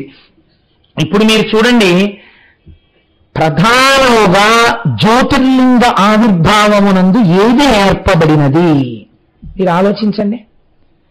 బ్రహ్మగారికి విష్ణువుకి కలహం వచ్చింది. కలహం దేనికి వచ్చింది? నా అంతవాణ్ణి నేను, నా అంతవాణ్ణి నేను అన్న అతిశయం చేత వచ్చింది బాహ్యంలో కథకి. ప్రపంచంలో భగవంతుడు ప్రతివాడికి ఏదో ఒక విభూతిని ఇస్తాడు. ఏమీ లేకుండా ఎవరిని ఆయన చెయ్యడు. ఏదో ఒక విభూతి ఉంటుంది. మీరు చూడండి, ఆశ్చర్యం ఏమిటో తెలియదు కానీ చాలా మంది సంగీత విద్వాంసుల్లో 2 నేత్రములు లేనటువంటి వారు అద్భుతమైన సంగీత విద్వాంసులుగా ఉంటుంటారు. మనకి ఇక్కడ శరన్నవరాత్రుల్లో వాయిస్తుంటాడు పిల్లాడు. నిజంగా అతన్ని చూస్తే మనసు కరిగిపోతుంది. చక్కగా మెరిసిపోతుంటాడు బంగారంలా. నేను ఇక్కడే వేదిక మీద కూర్చొని చూస్తుంటాను. అది జిప్పు తీసేస్తాడు, మృదంగం తీస్తాడు, పక్కనెట్టుకుంటాడు, జిప్పేస్తాడు, ఇలా పెట్టి తడువుకుని అక్కడ పెడతాడు. అందులోంచి రాయి తీస్తాడు, అక్కడ పెట్టుకుంటాడు. ఆ మృదంగం తీసి టక్ టక్ టక్ టక్ కొట్టుకుంటూ సరిపోతోంది, దీనికి కావలసిన శృతి అనుకుంటే మళ్ళీ రాయి అక్కడ పెడతాడు. మైక్ ఎంత దూరంలో ఉందో ఇలా ఇలా తడిమి చూసుకుంటాడు. ఒళ్ళో మృదంగం పెట్టుకుని ఆ పాట వింటూ ఈ సభలో ఎవరున్నారో, ఎంతమంది ఉన్నారో, ఎవరు పాడుతున్నారో, ఏం చేస్తున్నారో అతనికి నేత్రాలు చెప్పవు. కానీ అతను ఈ ఇంద్రియం మీదే ఆధారపడి వింటున్నదానికి అనుభవంగా మృదంగాన్ని సమకూరుస్తాడు. ఏమి ఈశ్వర విభూతి అండి అది? ఈశ్వరుడు ఇచ్చారా లేదా? ఒకటి పోతే ఒకటి ఇచ్చేస్తాడు ఆయన దయాళువు. ఇప్పుడు ఈ వినయం ఎప్పుడు ఏర్పడుతుంది? ఈశ్వరుడు నాకు అనుగ్రహించాడు అని మీరు అన్నారనుకోండి, ఈశ్వరానుగ్రహం అండే నాకు కొడుకున్నాడు. అస్తమానం మీకు ఎంతమంది పిల్లలు ఉన్నప్పుడు ఈశ్వరానుగ్రహం నా కొడుకు కనక్కర్లేదు. మీరు లోపల మనస్సులో నాకో 2 పిల్లలు ఉండడం ఈశ్వరానుగ్రహం, నాకో ఉద్యోగం ఉండడం ఈశ్వరానుగ్రహం, నేను 4 మాటలు చెప్పుకోగలగడం ఈశ్వరానుగ్రహం అన్న భావన పరిపుష్టమైందనుకోండి, దాన్ని వినయము అని పిలుస్తారు. ఈ వినయము లోపించడం కలహానికి కారణమైంది, అతిశయానికి కారణమైంది. ఈ వినయము నేర్చుకో. అందుకే శంకరాచార్య స్వామి వారు షట్పదీ స్తోత్రం అని ఒక స్తోత్రం చేశారండి. అసలు నిజంగా మీరు ఆ షట్పదీ స్తోత్రం చదవాలి. ఎంత అద్భుతమైన స్తోత్రం చేశారో తెలుసండి. మనస్సుకు షట్పది అని పేరు. పంచేంద్రియములు ఒక మనస్సు 6 కాళ్లతో ఉంటుంది. అందులో ఆయన అంటారు, అవినయ మపనయ విష్ణు దమయమన శమయ విషయ మృగతృష్ణాం భూతదయాం విస్తారయ తారయ సంసార సాగరతః. మొట్టమొదటి శ్లోకం. అందులో అవినయ మపనయ విష్ణు, స్వామి శ్రీ మహావిష్ణు నాకు నువ్వు వినయమును కటాక్షించు. ఎన్నడూ అహంకారం ఏర్పడకూడదు. సర్వభూతముల యందు దయము కలిగి ఉండేటట్టుగా అంతటా నిన్ను చూసేటట్టు అనుగ్రహించు. అదే జ్యోతిర్లింగ దర్శనం. అందుకే రఘువంశం రచన చేస్తూ కాళిదాస మహాకవి ఒక అద్భుతమైన మాట అంటారు. దిలీప మహారాజు రాజ్యం చేస్తున్నప్పుడు చేసిన చాలా గొప్ప విషయం ఏమిటి?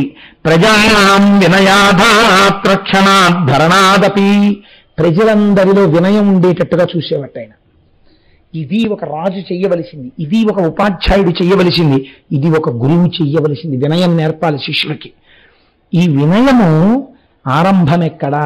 మీరు జ్యోతిర్లింగం గురించి తెలుసుకుంటే అంతటా అది నిర్వహిస్తోంది. అది సృష్టికర్త, స్థితికర్త, ప్రళయకర్త, నేనెంతటి వాణ్ణని వినయంతో నిలబడతారు. ఈ వినయము మీకు కలగడానికి మహాశివరాత్రి నాటి జ్యోతిర్లింగ దర్శనము, లింగార్చనము ప్రధానమై ఉన్నవి. మీరు చూడండి, ఈ శివలింగముల గురించి కదండి మనం మాట్లాడుకుంటున్నది. ఈ లింగమునకు ఒక విశేషం ఉంది. లోకంలో అన్ని లింగములు ఒక్కలా ఉండవు.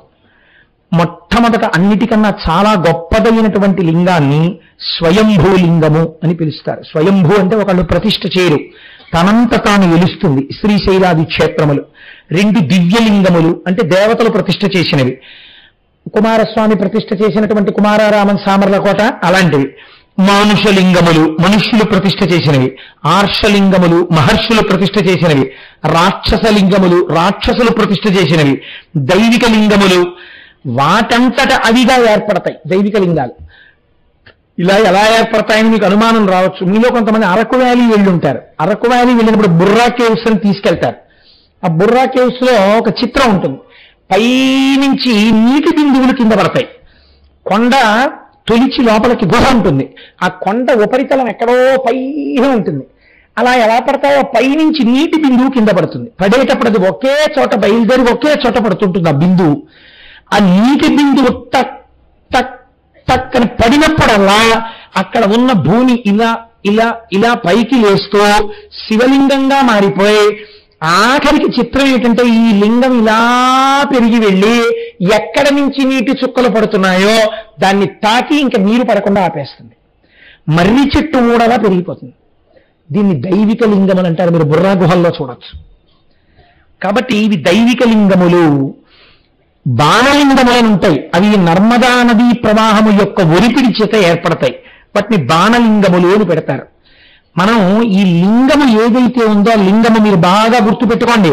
మీరు ఈ కంటి చేత చూడలేని సృష్టికర్త, స్థితికర్త, ప్రళయకర్త ఆ ఈశ్వరుడే. అందుకే మన వాళ్ళు ఏం చెప్పారంటే తప్పకుండా దేవాలయ దర్శనం అలవాటు చేసుకో అని ఎందుకు చెప్తారో తెలుసండి. మీరు ఒక భావన చెయ్యాలి. నేను ఎక్కడ నుంచి వచ్చానో వెనక్కి వెళ్ళారనుకోండి, ఎప్పుడో మీరు అమ్మ కడుపులో పడుకున్నారు. అక్కడ వరకు మీకు తెలుసు, ఎందుకంటే అమ్మ కడుపులోంచి వచ్చారు కాబట్టి అమ్మ కడుపులో పడుకున్నారు. అమ్మ కడుపులోకి నేను నేను నేనన్నప్పుడల్లా నేను కోటేశ్వరరావు అని ఒక భావన ఉంటుంది కదా. ఇది అమ్మ కడుపులోకి ఎక్కడి నుంచి వచ్చింది. అంతకు ముందు కూడా ఎక్కడి నుంచో వచ్చి ఉండాలి కదా. ఎక్కడి నుంచి వచ్చి ఉంటుంది అంటే అంతకు ముందు కూడా నేను ఎక్కడ ఉన్నాను, ఏదో ఉపాధిలో ఉన్నాను. ఆ ఉపాధి వదిలి ఈ ఉపాధిలోకి వచ్చాను. ఆ ఉపాధిలోంచి ఈ ఉపాధిలోకి పెట్టినవాడు ఎవరో ఉండాలి కదా పెట్టడానికి. వాడు కదా మళ్ళీ బయటికి తోశాడు. వాడే కదా మళ్ళీ ఈ ఉపాధిలోంచి తీసి ఇంకో ఉపాధిలోకి పంపుతున్నాడు. వాడు ఎవడా సృష్టికర్త? వాడు పుట్టిన తర్వాత నేను ఇంత ఉండేవాడిని కదా. నన్ను సమానంగా 6 అడుగుల మనిషిని చేసిన వాడెవరు? వాడు స్థితికర్త. మళ్ళీ ఇందులో ఉన్న పంచభూతాల్ని బ్రహ్మాండంలోకి కలిపి నన్ను మళ్ళీ ఇంకో దాంట్లో ప్రవేశపెట్టడమో తనలో కలుపుకోవడమో చేస్తాడు కదా. ఎవడా ప్రళయకర్త? వాణ్ణి ఒకసారి చూడకపోతే కృతజ్ఞం అయిపోతోంది కదా, ఆ రోజు ఎందుకు పనికి రాకుండా పోతోంది. ఆ రోజుకి కన్ను తెరిచినప్పుడు సృష్టి, ఆ రోజంతా తిరిగినప్పుడు స్థితి, నిద్రపోయినప్పుడు లయ. ఒక రోజులో సృష్టి స్థితి లయలు ఉన్నాయి. ఈ మూడో చేస్తున్నవాడు ఎవరు? వాడిని ఒకసారి చూసొద్దామని మీకు అనిపించద్దు? పనికి మారిన వాళ్ళందరినీ చూస్తున్నారే మీరు. వీడిని చూసొద్దామని మీకు ఆర్తి కలిగితే మీరు గుళ్ళోకి వెళ్ళాలి. వాడు అక్కడే ఉంటాడు, ఇంకెక్కడ ఉంటాడు. వాడు రైతు బజార్లో కనపడ్డాడు, వాడు మీకు ఆలయంలోనే కనపడతాడు. నా మాటలో అయితే నేను శివపురాణం చెప్తున్నాను, శివాలయం అయినా విష్ణువాలయం అయినా కనపడతాడు. మీకు శ్రీమన్నారాయణుడు గానైనా వాడే, శివుడి గానైనా వాడే. నేను ఆ భేదం పాటించలేను, ఎందుకంటే నేను శంకరాచార్యుల వారిని నమ్మి ఉన్నాను కాబట్టి నేను అలాంటి భేదం నేను చెప్పలేను. ఏ దేవాలయానికి వెళ్ళినా వాడే ఆ రూపంలో ఉన్నాడు. కాబట్టి ఇప్పుడు అటువంటి స్వరూపాన్ని మీరు చూస్తే మీకు ఎవరు సృష్టికర్తయో, స్థితికర్తయో, ప్రళయకర్తయో తెలుస్తోంది. అదే ఒక గుర్తుగా చూసినప్పుడు లింగమయి కనపడుతోంది. ఇప్పుడు ఈ లింగము రూపమున్నదా, రూపము లేనిదా? రూపమున్నది, రూపము లేనిది. కాళ్ళు చేతులలో, కళ్ళు ముక్కులో, కాబట్టి ఇది రూపమున్నది కాదు. రూపం లేదా, మీ కంటికి కనపడుతోంది, ఏదో కనపడుతోంది కాబట్టి రూపమున్నది. కాబట్టి దీన్ని అరూపరూపి, అలాంటి దాని యందు మనస్సు నిలబెట్టి ఉపాసన చేస్తున్నాడు. కాబట్టి కరచరణాదులతో ఉన్న మూర్తి ఉపాసన కన్నా లింగోపాసన ఒక మెట్టు పైన ఉంటుంది ఉపాసనలో. దీని నుంచి దానికి ఎదుగుతారు, ఎదిగి లింగోపాసనం వైపు పెడతారు. అందుకే మహాభారతంలో దీని మీద కొన్ని ఘట్టాలు ఉన్నాయి. లింగోపాసన చేసినటువంటి వాడిని కరచరణాదులతో కూడిన వాడి ఉపాసన భంగపరచలేదు, ఒక మెట్టు పైన ఉంటాడు. అంతే కదండి, ఓ బిఏ చదువుకున్నవాడి కన్నా ఓ ఎంఏ చదువుకున్నవాడు ఎక్కువ ఉంటాడు. అయితే శాస్త్ర ప్రయోజనం ఏంటంటే అందరూ అలా పెరగాలనే, అంతేకాని ఎవరిని ఎక్కడ ఉండిపోమ్మనో, దానిలో దోషాలు పెట్టమనో, విమర్శలు చేసుకోమనో శాస్త్రం చెప్పట్లేదు. కనుక ఇప్పుడు అది లింగము, ఆ లింగ రూపాన్ని దర్శిస్తున్నారు. ఈ లింగమే సాకారం అవుతుంది. ఇప్పుడు ఈ లింగము సాకారమైందనుకోండి, పార్వతీ పరమేశ్వరులుగా కనపడతారు. ఇక్కడ మీరు ఒక విషయాన్ని చాలా జాగ్రత్తగా మనస్సులో పట్టుకుని వినండి. రేపటి రోజున మీకు ఒక అపురూపమైనటువంటి మూర్తిని ఇస్తారు పూజ చేసుకునేటప్పుడు. ఆ మూర్తి ఎలా ఉంటుందో తెలుసండి? పంచసామ్యములు కలిగినటువంటి మూర్తిగా ఉంటుంది. పంచసామ్యములు కలిగినటువంటి మూర్తి అంటే ఒక మంచం ఒకటి వేసి ఉంటుంది. ఆ మంచానికి ఆగ్నేయమునందు చతుర్ముఖ బ్రహ్మగారు కోడలో ఉంటారు. అదే మంచానికి నైరుతి దిశయందు శ్రీ మహావిష్ణువు ఒక కోడిగా ఉంటారు. వాయువ్య దిశయందు రుద్రుడు కోడుగా ఉంటాడు. ఈశాన్య దిక్కునందు మహేశ్వరుడు కోడుగా ఉంటాడు. ఇలా తల కనపడుతూ పర్యంకంగా, అంటే పైన ఉండేటటువంటి బెడ్గా సదాశివుడు ఉంటాడు. దాని మీద ఇద్దరు కూర్చుని ఉంటారు. ఇద్దరు ఎర్రగా ఉంటారు. ఇద్దరికీ 4 చేతులే ఉంటాయి. ఇద్దరు మొహాలు గుండ్రంగా ఉంటాయి. ఇద్దరు ఒకే ఆయుధాలు పట్టుకుంటారు. ఇద్దరి పేర్లు ఒక్కలా ఉంటాయి. ఈయన శివ అయితే ఆవిడ శివా, ఈయన హంస ఆవిడ హంసి, ఈయన భైరవ ఆవిడ భైరవి, ఆయన సమయ ఆవిడ సమయి. ఇద్దరి యందు ఏ తేడా ఉండదు. ఆయన ఎడమ తొడ మీద ఈవిడ కూర్చుంటుంది. అంటే సృష్టికర్త, స్థితికర్త, ప్రళయకర్త, సృష్టి స్థితి ప్రళయములే కాకుండా, లయములే కాకుండా తిరోధాన అనుగ్రహములని ఇంకో 2 చేస్తారు. ఈ తిరోధానం అంటే మీరు ఎక్కడి నుంచి వచ్చారో మీకు తెలియకుండా చేయడం, తెరడ్డం పెట్టేయడం. దీన్ని తిరోధానం అంటారు. అజ్ఞానం. ఆవిడే అనుగ్రహిస్తే తెరపైకి ఎత్తేస్తుంది, ఎక్కడి నుంచి వచ్చారో చెప్పేస్తుంది. కాబట్టి ఇప్పుడు పరబ్రహ్మంలో కలిపేస్తాడు. ఇలా కలిపేయడాన్ని అనుగ్రహం అంటారు. ఇది ఆ పర్యంకం సదాశివుడు చేస్తాడు. ఇలా చేసేటటువంటి 5 చేసేవాళ్ళు ఎవరున్నారో, సృష్టికర్త, స్థితికర్త, ప్రళయకర్త, అనుగ్రహకర్త, తిరోధానకర్త అయినటువంటి ఈ ఐదు చేసేటటువంటి వాళ్ళు, అమ్మా అలా పిల్లవాడి నోరు అవి ముయ్యకండమ్మా, తప్పు, వాడు చిన్నవాడు, వాడికి ఏం తెలుసు పాపం సభ గురించి, వాడికి శివలింగం గురించి ఏం అర్థం అవుతుంది? మీరు వాడిని తీసుకుని కొంచెం దూరంగా వెళ్ళండి తల్లి. మీరు అలా సభలో కూర్చుంటే ఇబ్బంది, మీరు దూరంగా వెళ్ళండి. నేను అలాంటివి సహించాను, మీరు దూరంగా వెళ్ళండి. అలా కూర్చోవద్దు, దూరంగా కూర్చుని వినండి, మీకు అర్థం అవుతుంది. అంతే తప్ప పిల్లాడిని నోరు మూయడం, వాడు అరుస్తూ ఉండడం ఇది నేను అంగీకరించాను. మీరు పిల్లవాడిని తీసుకుని పక్కకు పెడతారా? నేను మంగళాశాసనం చెప్పేయాలా? మీరు పక్కకు వెళ్ళండి. అంతేగాని పిల్లవాడు, వాడు చంటివాడు, వాడికి ఏం తెలియదు, వాడి నోరు నొక్కేయడం ఏమిటి? కనుక సృష్టి, స్థితి, లయ, తిరోధాన, అనుగ్రహము అనబడేటటువంటి 5 చేసేవాళ్ళు ఎవరున్నారో వాళ్ళని కామేశ్వర, కామేశ్వరి అంటే వాళ్ళు లోకమునందు మొట్టమొదట ఈ సృష్టినంతటినీ చెయ్యడం కోసమని ఆవిర్భవించినటువంటి మూర్తులు. అవి రెండు ఎర్రగానే ఉంటారు, పంచసామ్యములు అంటారు. ఈ పంచసామ్యములు చాలా చిత్రమైనటువంటి సామ్యంతో ఉంటారు. వాళ్ళని మీరు వేరు చేసి చెప్పలేరు. పేర్లు సమానం, రూపము ఎరుపు, ఇద్దరివి 4 చేతులు, ఇద్దరికి 3 కళ్ళు, ఇద్దరికి చంద్రరేఖ. అదే చంద్రమౌళీశ్వర ఆరాధనం. అన్ని కోర్కెలు తింటాయి మహాశివరాత్రి నాడు ఆ పూజ చేస్తే. నివాసము ఇద్దరికీ లేవు, ఇద్దరికీ మణిద్వీపం, ఇద్దరికీ శ్రీచక్రం, ఇద్దరికీ కైలాసం. ఇద్దరు చేసే పనులు పంచకృత్యాలు: సృష్టి, స్థితి, లయము, తిరోధానము, అనుగ్రహము. ఇద్దరి ఆశీర్వచనము ఒక్కటే. అందరూ చిట్ట చివరికి ఈశ్వరుల్లోకి చేరాలి. అందరు బిడ్డలు సంతోషంగా ఇహమునందు ఉండాలి. ఇది ఇద్దరి యొక్క ఆశీర్వచనం. ఇద్దరి యొక్క ఈ సమాన లక్షణాల్ని పంచసామ్యములని పిలుస్తారు. ఈ పంచసామ్యములు కలిగినటువంటి మూర్తులను కామేశ్వర, కామేశ్వరి అని పిలుస్తాం. ఈ మహాకామేశ్వర, కామేశ్వరి మూర్తులనే చాలా అరుదుగా దొరుకుతుంది. ఈ మూర్తులనే రేపు మీకు పూజకిస్తారు. ఇదే ఇందులోకి ఆదిశంకరాచార్యుల వారిని కూడా ఈ పక్కకొచ్చేటట్టుగా ఏర్పాటు చేశారు. కాబట్టి రేపటి రోజున ఈ మూర్తి మీద ఒక్క పువ్వు పడితే సృష్టి, స్థితి, లయ, తిరోధాన, అనుగ్రహములు జరిగి చేసేటటువంటి దేవతల మీద, మహాకామేశ్వర, కామేశ్వరీల మీద, జగద్గురువులైన శంకర భగవత్పాదుల పాదాల మీద ఆ పువ్వులు పడిపోయినట్టే. కాబట్టి మహాశివరాత్రి ధన్యమైపోలే. నేను అబద్ధాలు చెప్పి ఊరించలేదు. ఎంత మీకు గొప్పదైన మూర్తో చూడండి. శివలింగాన్ని అందరూ ఉపాసన చేయలేరు. ఈ మూర్తిని మీరు ఇంట్లో పెట్టుకుని ఉపాసన చేయవచ్చు, నమస్కరించవచ్చు. అంత గొప్ప మూర్తి. మీ అందరికీ రేపటి రోజు పూజలో ఈ మూర్తిని ఇచ్చి పూజ చేయిస్తారు. ఏమమ్మా అంటే రేపు మీరు చూసినప్పుడు మళ్ళీ ఏమిటండి ఇవి అని మీరు కంగారు పడక్కర్లేదు. లింగాన్ని సాకారం చేస్తే, కంటితో చూసేటట్టు చూస్తే ఇదిగో ఇలా అవుతారు. చూసారా, ఇద్దరి ముఖాలు గుండ్రం, ఇద్దరి చేతులు, ఇద్దరికి 4 చేతులు. మీరు చాలా జాగ్రత్తగా చూడాలి. ఇటు పక్కన ఆయన చెరుకు విల్లు పట్టుకున్న దోచెయ్యి, మిగిలినటువంటివి పంచబాణాలు. అలాగే దాన్ని that which goes Ankusam, Ankusam పక్కన ఉన్నటువంటిది శూలం. అలాగే అమ్మవారు కూడా అవే.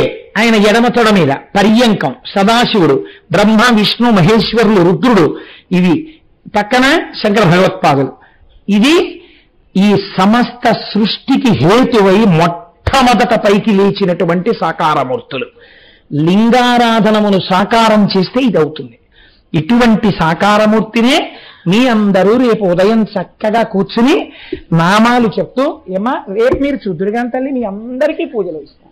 ఏమా మీరు చూసినప్పుడు ఆ శివలింగం ఎటువైపు చూస్తోంది అని నేను మిమ్మల్ని అడిగాను అనుకోండి, మీరు చెప్పగలగడం అనేటటువంటిది అంత తేలికైనటువంటి విషయమా? ఇప్పుడు నేను ఒక వెంకటేశ్వర స్వామి వారి దేవాలయంలోకి వెళ్ళాను అనుకోండి, వెంకటేశ్వరుడు ఇటు చూస్తున్నాడు అని అడిగాను అనుకోండి, నీ మోహం అది నీకు తెలీదా అంటారు. స్వామికి మనం ఒక పక్కకి నించున్నప్పుడు స్వామి ఎటున్నారో అటు చూస్తున్నారు అని చెప్తాం. తూర్పు ముఖంగా ఉన్నారనుకోండి, తూర్పు చూస్తున్నారంటాం. ఒక శివలింగం దగ్గరికి వెళ్ళి శివలింగం ఇటు చూస్తోంది అన్నాను అనుకోండి, ఇప్పుడు మీరు ముందు కూర్చుని చెంబుడు నీళ్లు పోస్తే ముందుకు చూస్తోంది. అటు పక్కకి చూస్తోందా అంటే అటు పక్కన కూర్చుని నీళ్లు పోస్తే అటు చూస్తోంది. అటు చూస్తోందా అంటే అటు చూస్తోంది. ఇటు చూస్తోందా అంటే ఇటు చూస్తోంది. పైకి చూస్తోందా అంటే పైకి చూస్తోంది. మరి పైన గోడు కదండి. మరి అసలు ఎటు చూస్తున్నట్టు శివలింగం అంటే శాస్త్రం అంది, ప్రాచ్యాం తత్పురుషం విద్య అఘోరం దక్షిణాముఖం సద్యోజాతం ప్రతీచ్యాంతో వామదేవ మదన్ముఖం ఈశానమూర్ధవక్త్రం స్యా శంభో పంచముఖం క్రమం.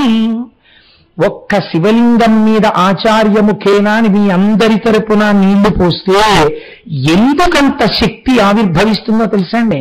నేను మీకు ఒక యథార్థం చెప్తాను.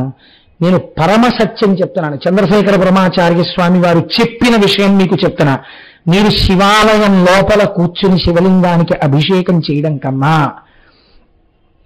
మీరు రుద్రాధ్యాయంతో వేరొకరు అర్చక స్వాములు అభిషేకం చేస్తూ ఉండగా బయట కూర్చుని కైమోడ్చి నమస్కరించి ఎక్కువ ప్రయోజనాన్ని పొందుతారు.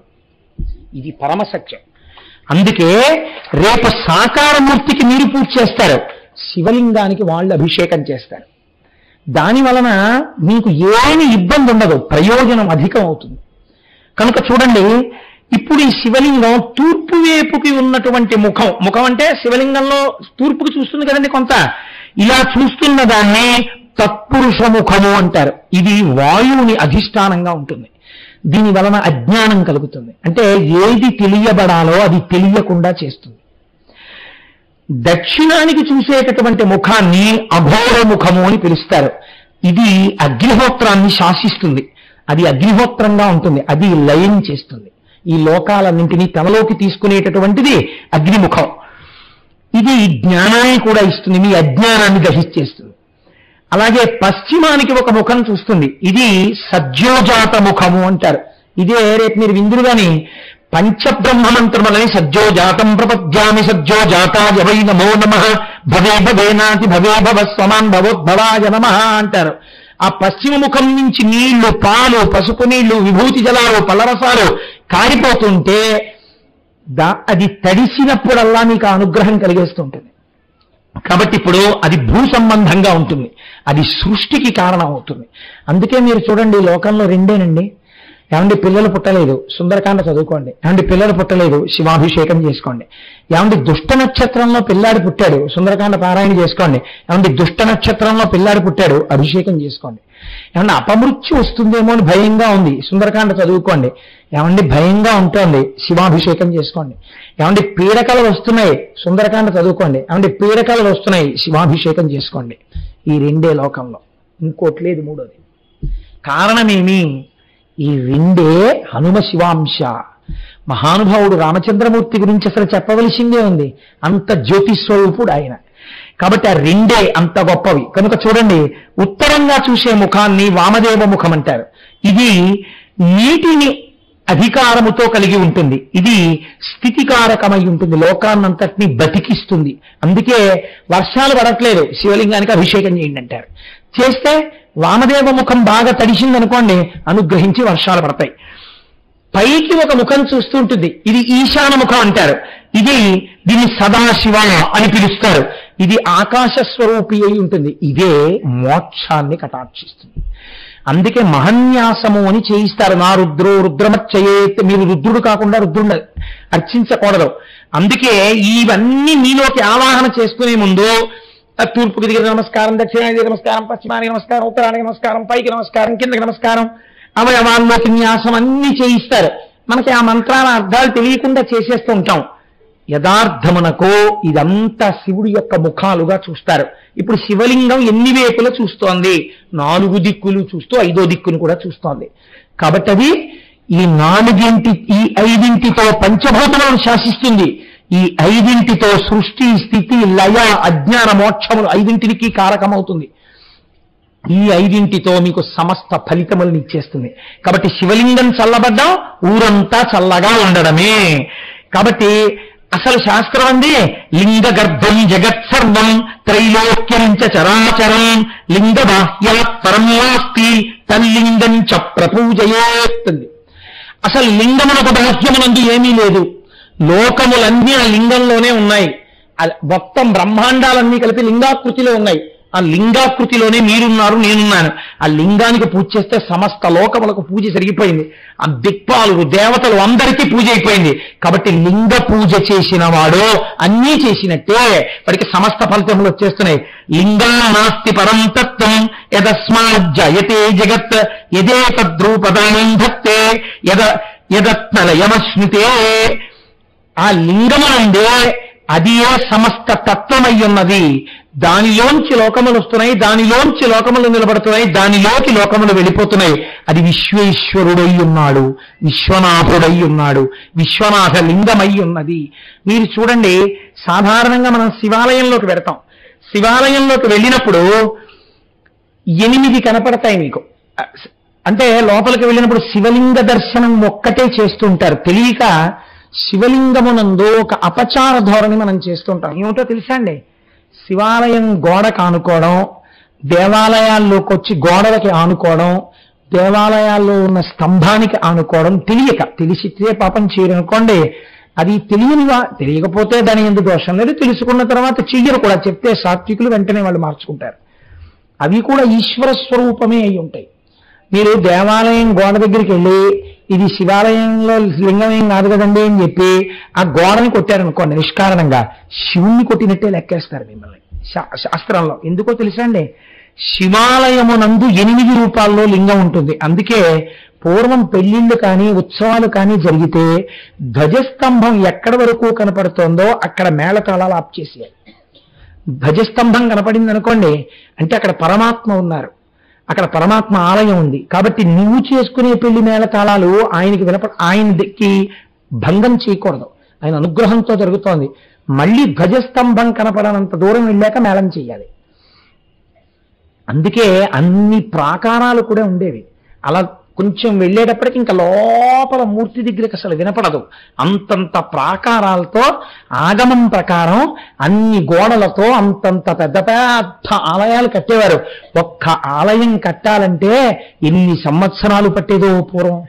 ఆగమం ప్రకారం నిర్మాణం అయినటువంటి దేవాలయాల లోపలికి వెడితే మీరు అరుణాచలేశ్వరుడి దర్శనానికి వెళ్ళండి, ఒక ఊరంతా తిరిగేసినట్టే. అంత లోపలికి వెళ్ళాలి. మీరు ఒక్కసారి చిదంబరంలో శివలింగ దర్శనానికి వెళ్ళండి, ఎంత లోపలికి వెళ్ళాలో, ఎంతంత ప్రాకారాలో. శాస్త్రం అంది ఆ శివుడు 8 రూపములుగా ఉన్నాడు. అదే మొట్టమొదటిది గోపురము. ఆలయ ద్వారం దగ్గర పెద్ద పెద్ద గోపురాలు ఉంటాయి. అందుకే పూర్వం మహారాజులు కష్టపడి గోపురాలు కట్టారు.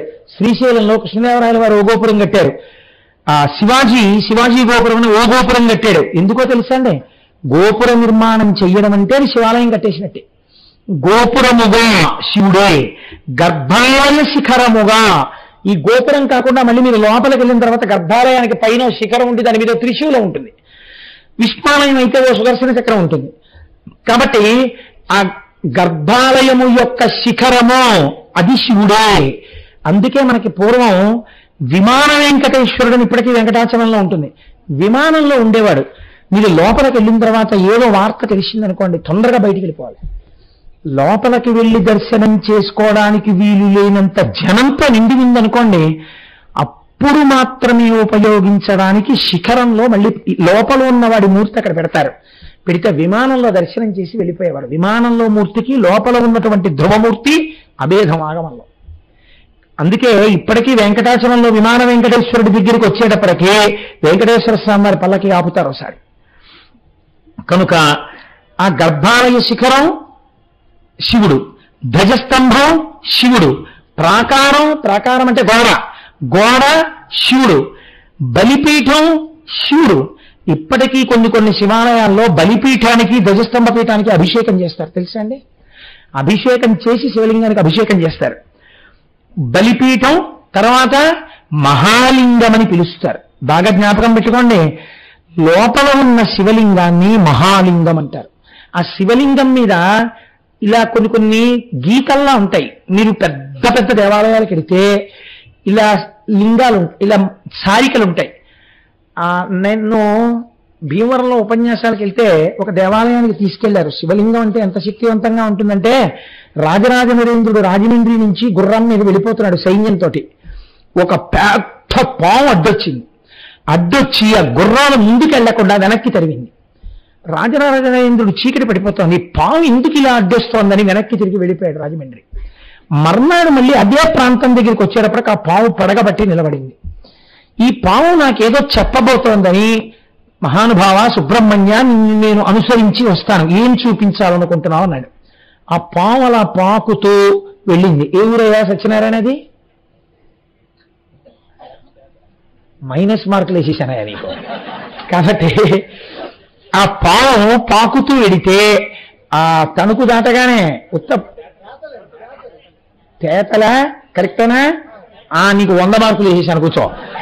తేతలి దగ్గరికి వెళ్ళేసరికి ఆ పాము పాకుతూ వెడుతోంది. గుర్రం మీద రాజరాజ నరేంద్రుడు అనుసరించాడు. అది ఒక పెద్ద డొంకలాంటి దాని దగ్గరికి వెళ్ళి అదృశ్యం అయిపోయింది. అక్కడికి వెళ్ళి ఆకులు అవి తీశారు. తీస్తే స్వయంభూలింగం ఉంది అక్కడ. 2 నందులు ఒకే పీఠం మీద ఉన్నాయని గుడి కట్టాడు. మీరు చూస్తే ఆశ్చర్యపోతారండి. ఇంత శివలింగం మీరు వచ్చారు కదమ్మా, ఆ శివలింగం దాని మీద మత్సలుంటాయి, ఇలా సూత్రాల్లా ఉంటాయి. వాటిని ఏమంటారో తెలుసా అండి? శివలింగం మీద అలా ఉంటే గీతలు, చాలా మంది అడుగుతుంటారు, ఏమిటంటే ఆ గీతలు ఏమిటండి శివలింగం మీద అంటుంటారు. వాటిని బ్రహ్మసూత్రములు అని పిలుస్తారు. శివలింగం మీద గీతలు ఉంటాయి. అవి సాధారణంగా స్వయంభూలింగాల మీద ఉంటాయి. కొన్ని చాలా గొప్ప గొప్ప ప్రతిష్టలు జరిగిన చోట శివలింగాల మీద ఆ బ్రహ్మసూత్రాలు ఉంటాయి. కాబట్టి దాన్ని మూలలింగము అని పిలుస్తారు. శివాలయంలో ఉన్న లింగాన్ని మూలలింగ దర్శనం చేశారా అంటే మహాలింగ దర్శనం చేశారా అని అడగాలి. మూలలింగము, చండీశ్వరుడు ఒక లింగము, ఇవి కాకుండా అర్చక స్వామి ఒక లింగం. అందుకే నందికి శివుడికి మధ్యలోకి అర్చకుడు ఒక్కడు వెళ్ళవచ్చు, ఎందుకంటే లింగమే వెళ్ళినట్టు లెక్క. అర్చకుడితో కూడా గట్టిగా మాట్లాడకూడదు. అర్చకుడు ధూర్తుడైనా సరే మీరు అక్కడ ఏం దెబ్బలాడడం అవి చేయకూడదు, వచ్చేయాలంటే. అర్చకుడు కూడా శివస్వరూపం అని చెప్పింది శాస్త్రం. 8 రూపాలుగా శివలింగం ఉంటుంది. అయితే మీరు ఇక్కడ ఒక్క విషయాన్ని శివలింగం విషయంలో గమనించాలండి. ఆశ్చర్యం ఏమిటవుతుందంటే లింగంలో కొన్ని స్వయంభలింగాలు తాము ఎందుకు ఆవిర్భవించాయో ఆ మచ్చలు తమ మీద పెట్టుకుంటాయి. అప్పుడు అవి ఏం చేస్తాయో తెలుసా అండి? ఆ క్షేత్రం యొక్క పేరు శివలింగానికి వచ్చేట్టుగా మార్చుకుంటాయి. ఇది చాలా చిత్రంగా ఉంటుందండి. అసలు ఆ శివలింగాలు, ఆ శివాలయాల యొక్క వ్యవస్థ మీకు నేను ఇలాంటి దాంట్లో ఒక ఉదాహరణ ఇవ్వగలను. మీరు చూడండి, శ్రీకాళహస్తి అనే ఒక క్షేత్రం. మీరు శ్రీకాళహస్తిలో అంతరాలయ దర్శనానికి వెడితే కర్పూర హారతితో మీకు చూపిస్తారు. పైన మీరు జాగ్రత్తగా చూస్తే పడగలు కనపడతాయి, పైన పావు ఉంటుంది. కొంచెం మధ్యలోకి వచ్చిన తర్వాత చూస్తే ఏనుగు కనపడుతుంది, కింద పీఠం దగ్గర పెట్టి చూస్తే సాలెపురుగు కనపడుతుంది. ఆ మూడిటికి మోక్షం ఇచ్చినటువంటి ఆవిర్భావలింగం ఉంది కనుక ఆ శివలింగం మీద ఈ 3 మచ్చలు ఉంటాయి. అందుకే దాన్ని కాళహస్తీశ్వర లింగం అంటారు. కానీ మీరు మూలలింగం అని పిలవచ్చు, తప్పేం లేదు, లేదా మహాలింగం అని పిలవచ్చు. ఇప్పుడు 3 మచ్చలతో కాళహస్తీశ్వర లింగం అండి అంటారు. అలాగే తిరుపతికి దగ్గరలో గుడిమల్లాం అనే క్షేత్రం ఉంది. మీరు ఆ గుడిమల్లాం వెళితే అక్కడ ఒక గమ్మత్తు ఉంటుంది. చతుర్ముఖ బ్రహ్మగారు ఒకానొక సమయంలో శాపవశాత్తు చిత్రసేనుడు అనబడేటటువంటి ఒక గంధర్వుడిగా జన్మించాడు. బ్రహ్మగారు శివలింగము యొక్క ప్రారంభమునందు ఆది యందు ఉంటారు. ఇంకొంచెం పైకి చూస్తే మధ్యలోకి వెళ్ళేటప్పటికీ శ్రీ మహావిష్ణువు పరశురాముడిగా ఉంటాడు. అక్కడ పరశురామ ప్రతిష్టాలింగం. పైన చూస్తే శివుడు ఉంటాడు. కాబట్టి ఇప్పుడు ఆ లింగాన్ని గుడిమల్లాంలో లింగం ఇది పరశురామ లింగం అని, బ్రహ్మలింగం అని దాన్ని పేర్లు పెట్టి పిలుస్తుంటారు. ఆశ్చర్యం ఏమిటో తెలుసా అండి? గుడిమల్లాం శివలింగం దగ్గర అభిషేకం జరిగే చోట మీరు వెళ్ళి అడిగితే చూపిస్తారు. పక్కన ఒక చిన్న గుండం లాంటిది ఉంటుంది, దాని మీద మూత పెట్టేసి ఉంటుంది. ఎక్కడ నుంచి వస్తుందో తెలియదు, ఊళ్ళో ఎక్కడ నీటి చుక్క ఉండదు. ఇప్పటికీ అక్కడ స్థానికులు, నేను ఆ దర్శనం చేసుకోవడానికి వెళ్ళడానికి ఒక 2 నెలల ముందే జరిగింది. అది గంగా నది భూమి లోపల నుంచి వచ్చి ఆ కింద ఉన్నటువంటి బిలంలోంచి పైకి తన్నేస్తుంది. తన్నినప్పుడు ఎంత ఎత్తు తన్నుతుందో తెలుసా అండి? ఈ ధార ఇంత లావున బిలంలోంచి పైకి లేచే శివలింగాన్ని అభిషేకం చేస్తుంది. అలా ఎన్నాళ్ళు చేస్తుంది? 9 రోజులు చేయొచ్చు, 10 రోజులు చేయొచ్చు, 15 రోజులు చేయొచ్చు, నెలలు చేయొచ్చు. ఆ ఊరంతా నీటితో నిండిపోతుంది. నిండిపోయిన తర్వాత కొన్నాళ్ళకి గర్భాలయంలోనూ ఆలయంలో నిండిపోయిన అభిషేక జలాలన్నీ మళ్ళీ ఆ గుండమే తీసేసుకుంటారు, మళ్ళీ వెళ్ళిపోతాయి. అలా వెళ్ళిపోయిన తర్వాత మీరు మూతెత్తి చూస్తే ఏమీ ఉండదు, ఖాళీ. ఇన్ని నీళ్లు ఎలా వస్తాయో, ఎలా జరుగుతుందో అభిషేకం ఇప్పటికి ఎవరికీ తెలియదు. మీరు కావాలంటే కోటేశ్వరరావు అబద్ధం చెప్పారనుకుంటే గుడిమల్లాం వెళ్ళి అడగండి. ఆర్కియలాజికల్ డిపార్ట్మెంట్ వాళ్ళని మీరు అడిగితే తీసుకెళ్లి చూపిస్తారు.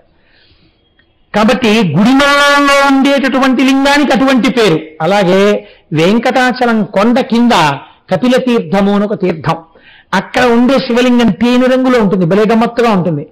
దాని మీద మీరు జాగ్రత్తగా చూస్తే ఆవు పాదాలు ఉంటాయి. మా వర్ధస్య, ఇంకా పెరగవద్దు అని పాతాళంలో కపిల మహర్షి పూజ చేస్తున్న శివలింగం భూమిని భేదించుకుని పైకొస్తే కామధేనువు తన పాలధారలతో అభిషేకం చేసి గెట్ట తీసి ఆయన మీద పెట్టి అడిగింది, మా వర్ధస్య, ఇక పెరగకు అని అడిగింది. ఆ పాదము కనపడుతుంటుంది, కపిల మహర్షి చేత పూజ చేయబడింది కాబట్టి దాన్ని కపిలలింగము అని పిలుస్తారు. కాబట్టి శివాలయంలో లింగము ఒకటే, మీరు పిలిచినప్పుడు మూలలింగం అని పిలుస్తారు. స్థూలలింగం ఆలయ గోపురం, భద్రలింగం బలిపీఠం, సూక్ష్మలింగం లోపల ఉన్న మహాలింగం. శైవాగమం ప్రకారం శివాలయం ఎలా ఉండాలో అలాగే ఉండాలి. శివాలయంలో దేవతామూర్తుల స్థానములు మారడానికి మాత్రం వీల్లేదు. అది ఎంత పెద్ద శివాలయం అవనివ్వండి, నైరుతిలో విఘ్నేశ్వరుడు ఉండాలి, పడమట సుబ్రహ్మణ్యుడు ఉండాలి, ఉత్తరమునందు చండీశ్వరుడు ఉండాలి, దక్షిణమునందు దక్షిణామూర్తి ఉండాలి, ఆగ్నేయమునందు సోమస్కందుడు ఉండాలి, ఈశాన్యమునందు నటరాజు కానీ భైరవమూర్తి కానీ ఉండాలి. చిత్రం ఏమిటంటే ఈ సోమస్కందుడు మీకు తిరుపతి శ్రీకాళహస్తి వరకు కనపడుతుంది. రాజరాజ చోళుడు పరిపాలిస్తున్న కాలంలో శంకరుడు ఏకకాలమునందు అందర్రాజుల కల్లోకి వచ్చాడు.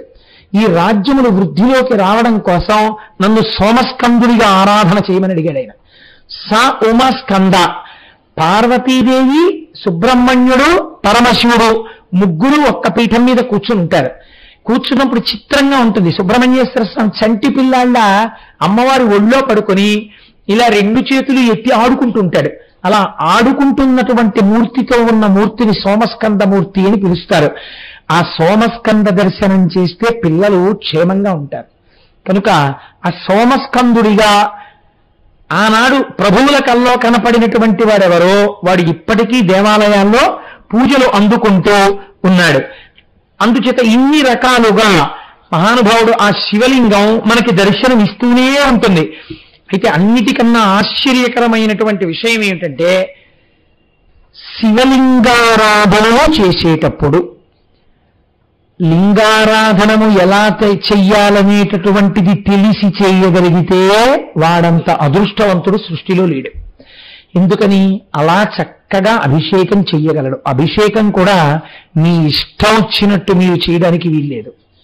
ఆ చేతిలో పంచపాత్రలు పట్టుకుని ఉద్ధరణిని తీసి నీళ్లు పోస్తానంటే కుదరదు.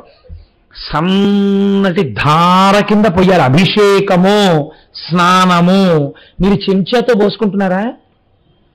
ఇలా తీసి ధారగా పోసుకుంటున్నారు. స్నానమంత్రం దగ్గర అభిషేకం చేయిస్తున్నారు. చెంచాతో ఉద్ధరణితో పోసే అధికారం మీకు ఎక్కడిది? సన్నటి ధార పొయ్యాలి.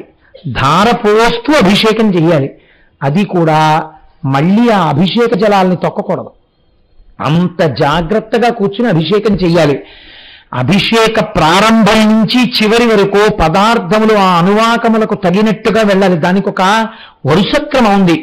ఆ వరుసక్రమం ప్రకారం చెయ్యాలి తప్ప నీ ఇష్టం వచ్చినట్టు మార్చేస్తే ఫలితం రాదా అంటే వస్తుంది భక్తి చేత, కానీ అది అంత సరి అయిన పద్ధతి కాదు. ఆ పద్ధతి తెలుసుకోవాలి. నేను అనేక సార్లు ఈ పద్ధతిలో శివాభిషేకాలు చేయించినటువంటి సంఘటనలు ఉన్నాయి. పూర్వం కొంచెం ఖాళీ ఎక్కువ ఉండేది కాబట్టి మా శైవారాధ్య పీఠంలో ఇలాంటి అభిషేకాలు చాలా మాటలు చేశాం. ఇప్పుడు వ్యాపకాలు ఎక్కువైపోయి ఆ ప్రక్రియ తగ్గించాం అనుకోండి. కాబట్టి శివాభిషేకం చేయడం అనేటటువంటిది ఎప్పుడు సాధ్యమైనంత వరకు గురుముఖతః ఆచార్యముఖేన చేయడమే చాలా మంచిది. మీ అంతటా మీరు చేసుకుందామన్న ఉబలాటం నేనైతే ఏం చెప్తానంటే శివలింగము విషయంలో పెట్టుకోకండి అనే సలహా ఇస్తా. ఎందుచేతనంటే మీకు పూర్తిగా తెలియదు. అక్కడికి వెళ్ళి ప్యాంట్ వేసుకుని ప్యాంటు మీద బెల్ట్తో మీరు శివాలయంలో అంతరాలయంలోకి వెడితే తర్వాత తెలుస్తుంది దాని ఫలితం ఏమిటో. బెల్ట్ పెట్టుకుని లోపలికి వెళ్ళకూడదు. తోలు బెల్ట్ ఉండకూడదు శరీరానికి. తోలు బెల్ట్ పెట్టుకుని చొక్కా ఇప్పేశాను కదా అని గుళ్ళో గడిపోవడం, అభిషేకాలు చేయడం చేయరాదు. పోలు మీద ఫీజు నువ్వు వేసుకుంటున్నావా? ఇంకా ఫీజు నువ్వు వేసుకో. చెయ్యొద్దన్న పని ఎందుకు చేస్తావు? మీ చంటి పిల్లతో కూరగాయలు కత్తిపీట ఇచ్చి తరిగిస్తావా? తరిగించవు. మరి ఎందుకు? దానికి తగిన వాతావరణం ఏర్పాటు చేస్తే చేయించు, తప్పులేదు. అప్పుడు ఎంతమందితోనైనా చేయించు. దానికి తగిన వాతావరణం ఏర్పాటు అవ్వాలి. ఏర్పాటు అయితే చేయించవచ్చు. కిందటి ఏడాది మనం ఇక్కడ చేశాం. కనుక శివాభిషేకం అనేటటువంటిది నమక చమకాలతో పెడుతుంది. అది ఎంత అందమైందో శాస్త్రం ఏం చెప్పిందో తెలుసండి. నువ్వేమీ చేయక్కర్లేదు. అభిషేకం జరుగుతుండగా నువ్వు సంతోషంగా కళ్ళు మూసుకుని ఆ నమక చమకాలకి ఉన్న అందాన్ని అలా వింటూ శివలింగం మీద పడుతున్న రకరకాల ధారలను నువ్వు ఇక్కడ దర్శనం చేస్తూ కూర్చో, నీకు సమస్త ఫలితములు కలుగుతాయండి. చిత్రం ఏమిటో తెలుసా అండి? లింగార్చన చేయడానికి కొన్ని తెలిసి ఉండాలి. సాకారార్చన చేయడానికి అన్ని నియమాలు ఉండవు. రేపు చక్కగా మనం ఆ మూర్తికి చేశామనుకోండి, ఇంత కట్టుబాటు ఉండదు. హాయిగా చక్కగా పరమభక్తితో చేసుకుంటే ఏ దోషం ఉండదు, లబ్ధి కలుగుతుంది. ఆ లింగమే కదండి సాకారం అయింది. మీరు చూడండి చిత్రం, ఏమీ తెలియదు ఒకడికి, అసలు ఆయనకి ఏమీ తెలియదు. ఆ లింగం అంటే ఆయన తెలియదు. ఆయన లింగమునందు ఈశ్వరుడు ఉన్నాడని కానీ లింగమునందు ఆ భావన కానీ ఆయనకేం లేదు. అటువంటి వాడు ఉన్నాడు. ఆయన తెలియకో తెలిసో ఒక మారేడు గలం ఆయన చేతిలోంచి వెళ్ళి లింగం మీద పడింది. అప్పుడు ఫలితం వస్తుందా? వచ్చి తీరుతుంది. ఎందుకు తీరుతుంది? ఆయనకి తెలియదు కాబట్టి. తెలిసి నేను కూడా అలా చేస్తానంటే మాత్రం కుదరదు. తిన్నడికి మోక్షం వచ్చిందండి, తిన్నడు పట్టుకొచ్చి ఆ నోట్లో నీళ్లు ఉమిశాడు కదా, నేను ఉముస్తానంటే నీకు తెలియదు ఆ నోట్లో నీళ్ళు అభిషేకం చేయకూడదని? నీకు తెలిసి నువ్వు చేయకూడదు. తిన్నడికి తెలియదు, చేశాడు, భక్తి అయింది. దీన్ని దేశము కాలము కలియుట అంటారు. అంటే మీరు ఇంత పవిత్రమైన కాలము, ఇప్పుడు ఇవాళ రాత్రి తెల్లవారిపోగానే శివరాత్రి వచ్చేసింది. శివరాత్రి వచ్చేగానే మీరు హాయిగా సంతోషకరంగా పూజ చేసేటప్పుడు ఏమీ తెలియదనుకోండి, మీకు ఏమీ తెలియకుండా ఉండడం వల్ల మీ వల్ల పొరపాటు జరిగిందనుకోండి, ఈశ్వరుడు దాన్ని పొరపాటు కింద వెయ్యడు. దాన్ని దేని కింద వేస్తాడో తెలుసా అండి? మీరు చేసిన పూజ కిందే వేసేస్తాడు. దోషం పట్టుకోడైనా. మీకు నేను ఒక విషయం చెప్తాను చూడండి. శివరాత్రి మాహాత్మ్యము అని శివ మహాపురాణంలో ఒక చిన్న ఇతిహాసం. అందులో ఏమంటారంటే, పూర్వం గురుద్రుహుడు అనబడేటటువంటి ఒక వేటగాడు ఉండేవాడు. ఆ వేటగాడు ఆయనకి ఏమి నీతి లేదు, నియమం లేదు. ఆయనకి అప్పుడప్పుడు ఒక పార్ట్ టైం జాబ్ కూడా చేస్తుండేవాడు. ఏమిటా పార్ట్ టైం జాబ్ అంటే, కొంచెం అమాయకంగా ఎవడైనా కనపడితే వాడిని చావగొట్టి వాడి దగ్గర ఉన్నటువంటి డబ్బు దోచుకుంటూ ఉంటాడు. దారి దొంగతనాలు కూడా చేస్తూ ఉంటాడు. కర్కశమైన మనప్రవృత్తి కలిగినటువంటి వాడు. ఈయన భార్య అంతకన్నా కర్కశమైన మనప్రవృత్తి ఉన్నది. తల్లిదండ్రులు అటువంటి వారే. ఒకానొక నాడు భార్య పిలిచండి, పిల్లలు ఆకలితో ఉన్నారయా, వీడి మాంసం పట్రా తినాలంది. ఆ రోజు మహాశివరాత్రి. ఆయనకి తెలుసా? తెలీదు. ఆయనకి మహాశివరాత్రి తెలీదు, మహాశివరాత్రి నాడు తినకూడదని తెలియదు. ఇప్పుడు ఆయనకి ఏం తెలుసు? పిల్లని చెప్తే వెళ్ళి మాంసం తేవడం తెలుసు. కాబట్టి ధనుర్బాణాలు పట్టుకుని అరణ్యంలోకి వెళ్ళాడు. పొద్దున్నుంచి మధ్యాహ్నం అయిపోయింది, 2 అయిపోయింది, 3 అయిపోయింది, 4 అయిపోయింది. తనతో వెళ్ళేటప్పుడు, వేటగాడు వెళ్ళేటప్పుడు అరణ్యంలో ఎక్కడికి వెళ్తారో, దాహం వేస్తుందో తాబేటికాయ కట్టుకుంటారు. కట్టుకుని అందులో నీళ్లు పోసుకుంటారు. ఆ తాబేటికాయ ఒకటి కట్టుకున్నాడు.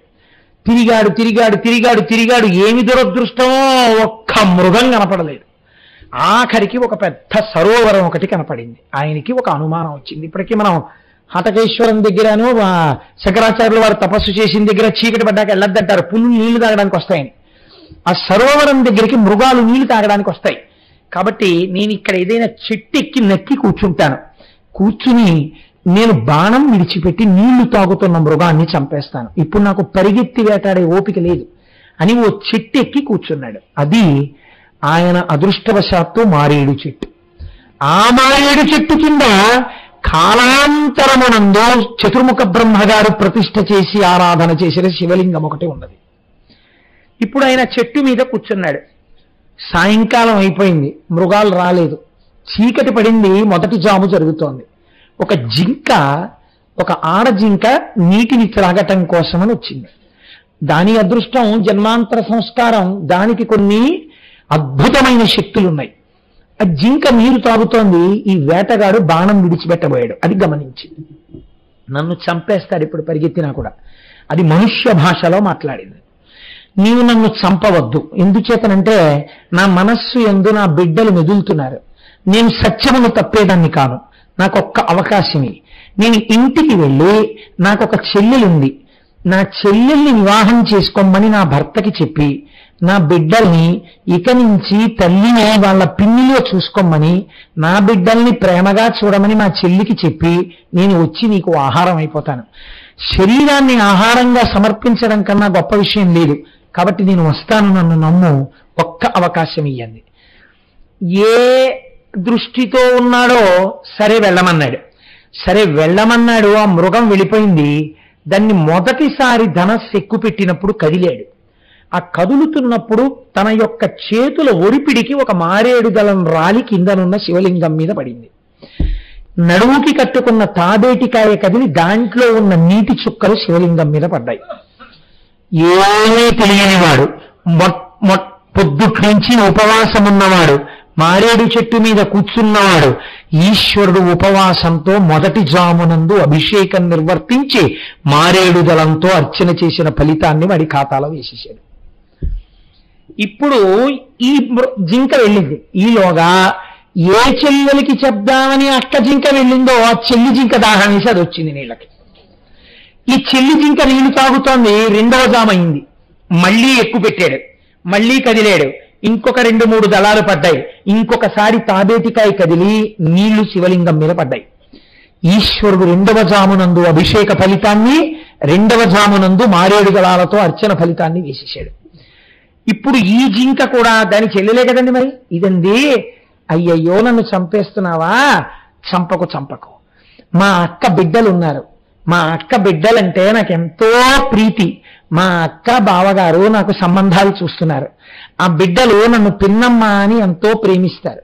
నేను ఒక్కసారి వెళ్ళి ఆ పిల్లల దగ్గర అనుమతి తీసుకుని నేను చెప్పకుండా ఎటు వెళ్ళిపోయానో అని ఆక్రోశించకుండా మా అక్క బావ వాళ్ళకి చెప్పేసి అనుమతి తీసుకొచ్చి నీకు ఆహారం అయిపోతాను, నన్ను నమ్ము, నేను సత్యపథం తప్పనంది. ఆయన తెల్లబోయాడు. ఈ డ్రై జింకలు వరుసగా ఇలా మాట్లాడుతున్నాయి. సరే వెళ్ళు అన్నాడు. ఏమైతే అయింది, ఎలాగో చీకటి పడిపోయింది కదా. ఇప్పుడు ఈ మృగం దొరికినా నేను ఈ మృగం పట్టుకుని ఇంటికి వెళ్ళలేను చీకట్లో. ఎందుకని? ఈ మృగం పట్టుకెళ్తుంటే ఏ పూలు వస్తుందో. నేను ఎలాగో ఇవాళ రాత్రి చెట్టు మీదే కూర్చోవాలి, చూద్దాం ఏం చేస్తుందో జింక. కూర్చున్నాడు. ఈ చెల్లి జింక వెళ్లే లోపల బావ జింక వచ్చింది నీళ్లు తాగడానికి. ఇప్పుడు 3వ జామైంది.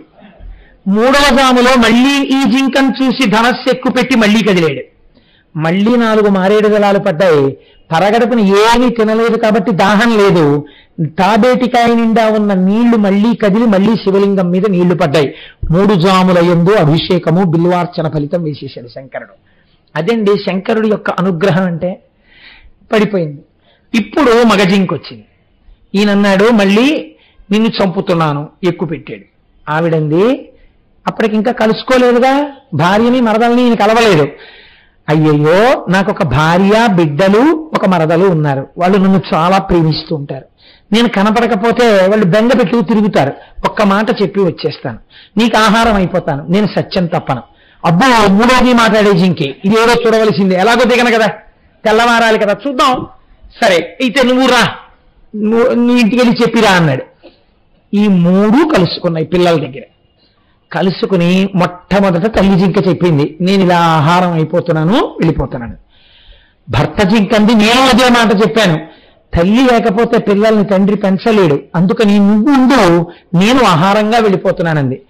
బిడ్డల్ని పోషించగలనేమో కానీ భర్త లేకుండా వైధవ్యంతోనే బతకలేను, మీరే ఉండండి, నేను వెళ్ళిపోతున్నానని ఈ జింకంది.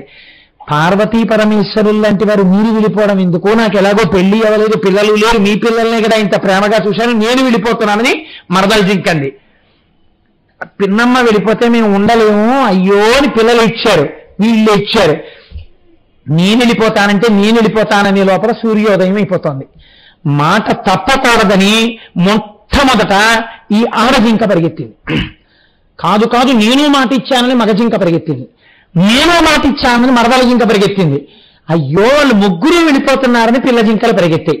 అన్ని పరిగెత్తి వేటగాడి ముందు నించుని, మేము అడిగినటువంటి పని అయిపోయింది, మేము మా అమ్మని నాన్నని విడిచిపెట్టి ఉండలేము, కాబట్టి నువ్వు ఒక్క పుణ్యం చెయ్యి, వాటితో పాటు మా మీద కూడా బాణాలేసి కొట్టి, అందరం చచ్చిపోతాం, అందరినీ తీసుకెళ్లి నువ్వు తోలు ఒలిచేసుకుని మాంసం తినేసి, తప్ప ఒకరిని కొట్టి ఒకరిని వదలొద్దు. వాళ్ళు 3 మాట ఇచ్చారు, మమ్మల్ని ఆహారంగా తీసుకోమని నిలబడ్డాయి. వేటగాడు బొట్ట బొట్ట బొట్ట బొట్ట కన్నీళ్లు కార్చి, ఇన్నాళ్ళు మృగాల్ని చంపాను, ఇంత ప్రేమ, ఇంత ఆప్యాయత వాటికి కూడా ఉంటాయని నాకు తెలియలేదు, ఎంత పాపాత్ముణ్ణి నేను అని గబగబా మారేడు చెట్టు దిగాడు. ఇంత పశ్చాత్తాపంతో ఏడిచేసి ఇన్ని మృగాలు కొట్టానో, నా పాపం ఎవడు తీస్తాడని ఏడ్చాడు. ఆ శివలింగంలోంచి పరమేశ్వరుడు ఆవిర్భవించాడు. నీ పాపాలు కడిగేశాను 3 జాముల యందు నీకు తెలియకుండా చేసిన అభిషేకానికి. ఇది మహాశివరాత్రి, నీకు తెలియదు, తెలిసో తెలియకో నీ పూజని తీసుకున్నాను. చూడండి, అజ్ఞానము చేత ఏమీ తెలియకుండా చేసినా ఈశ్వరుడు స్వీకరించాడు, అదే తిన్నది స్వీకరించాడు. చక్కగా మనం తెలుసున్నంతలో చెయ్యాలి అందంగా, అది ఎప్పుడూ పూజకి లక్షణం. కాబట్టి నీకు నేను నావాడిగా స్వీకరిస్తున్నానని ఈశ్వరుడు స్వీకరించాడు.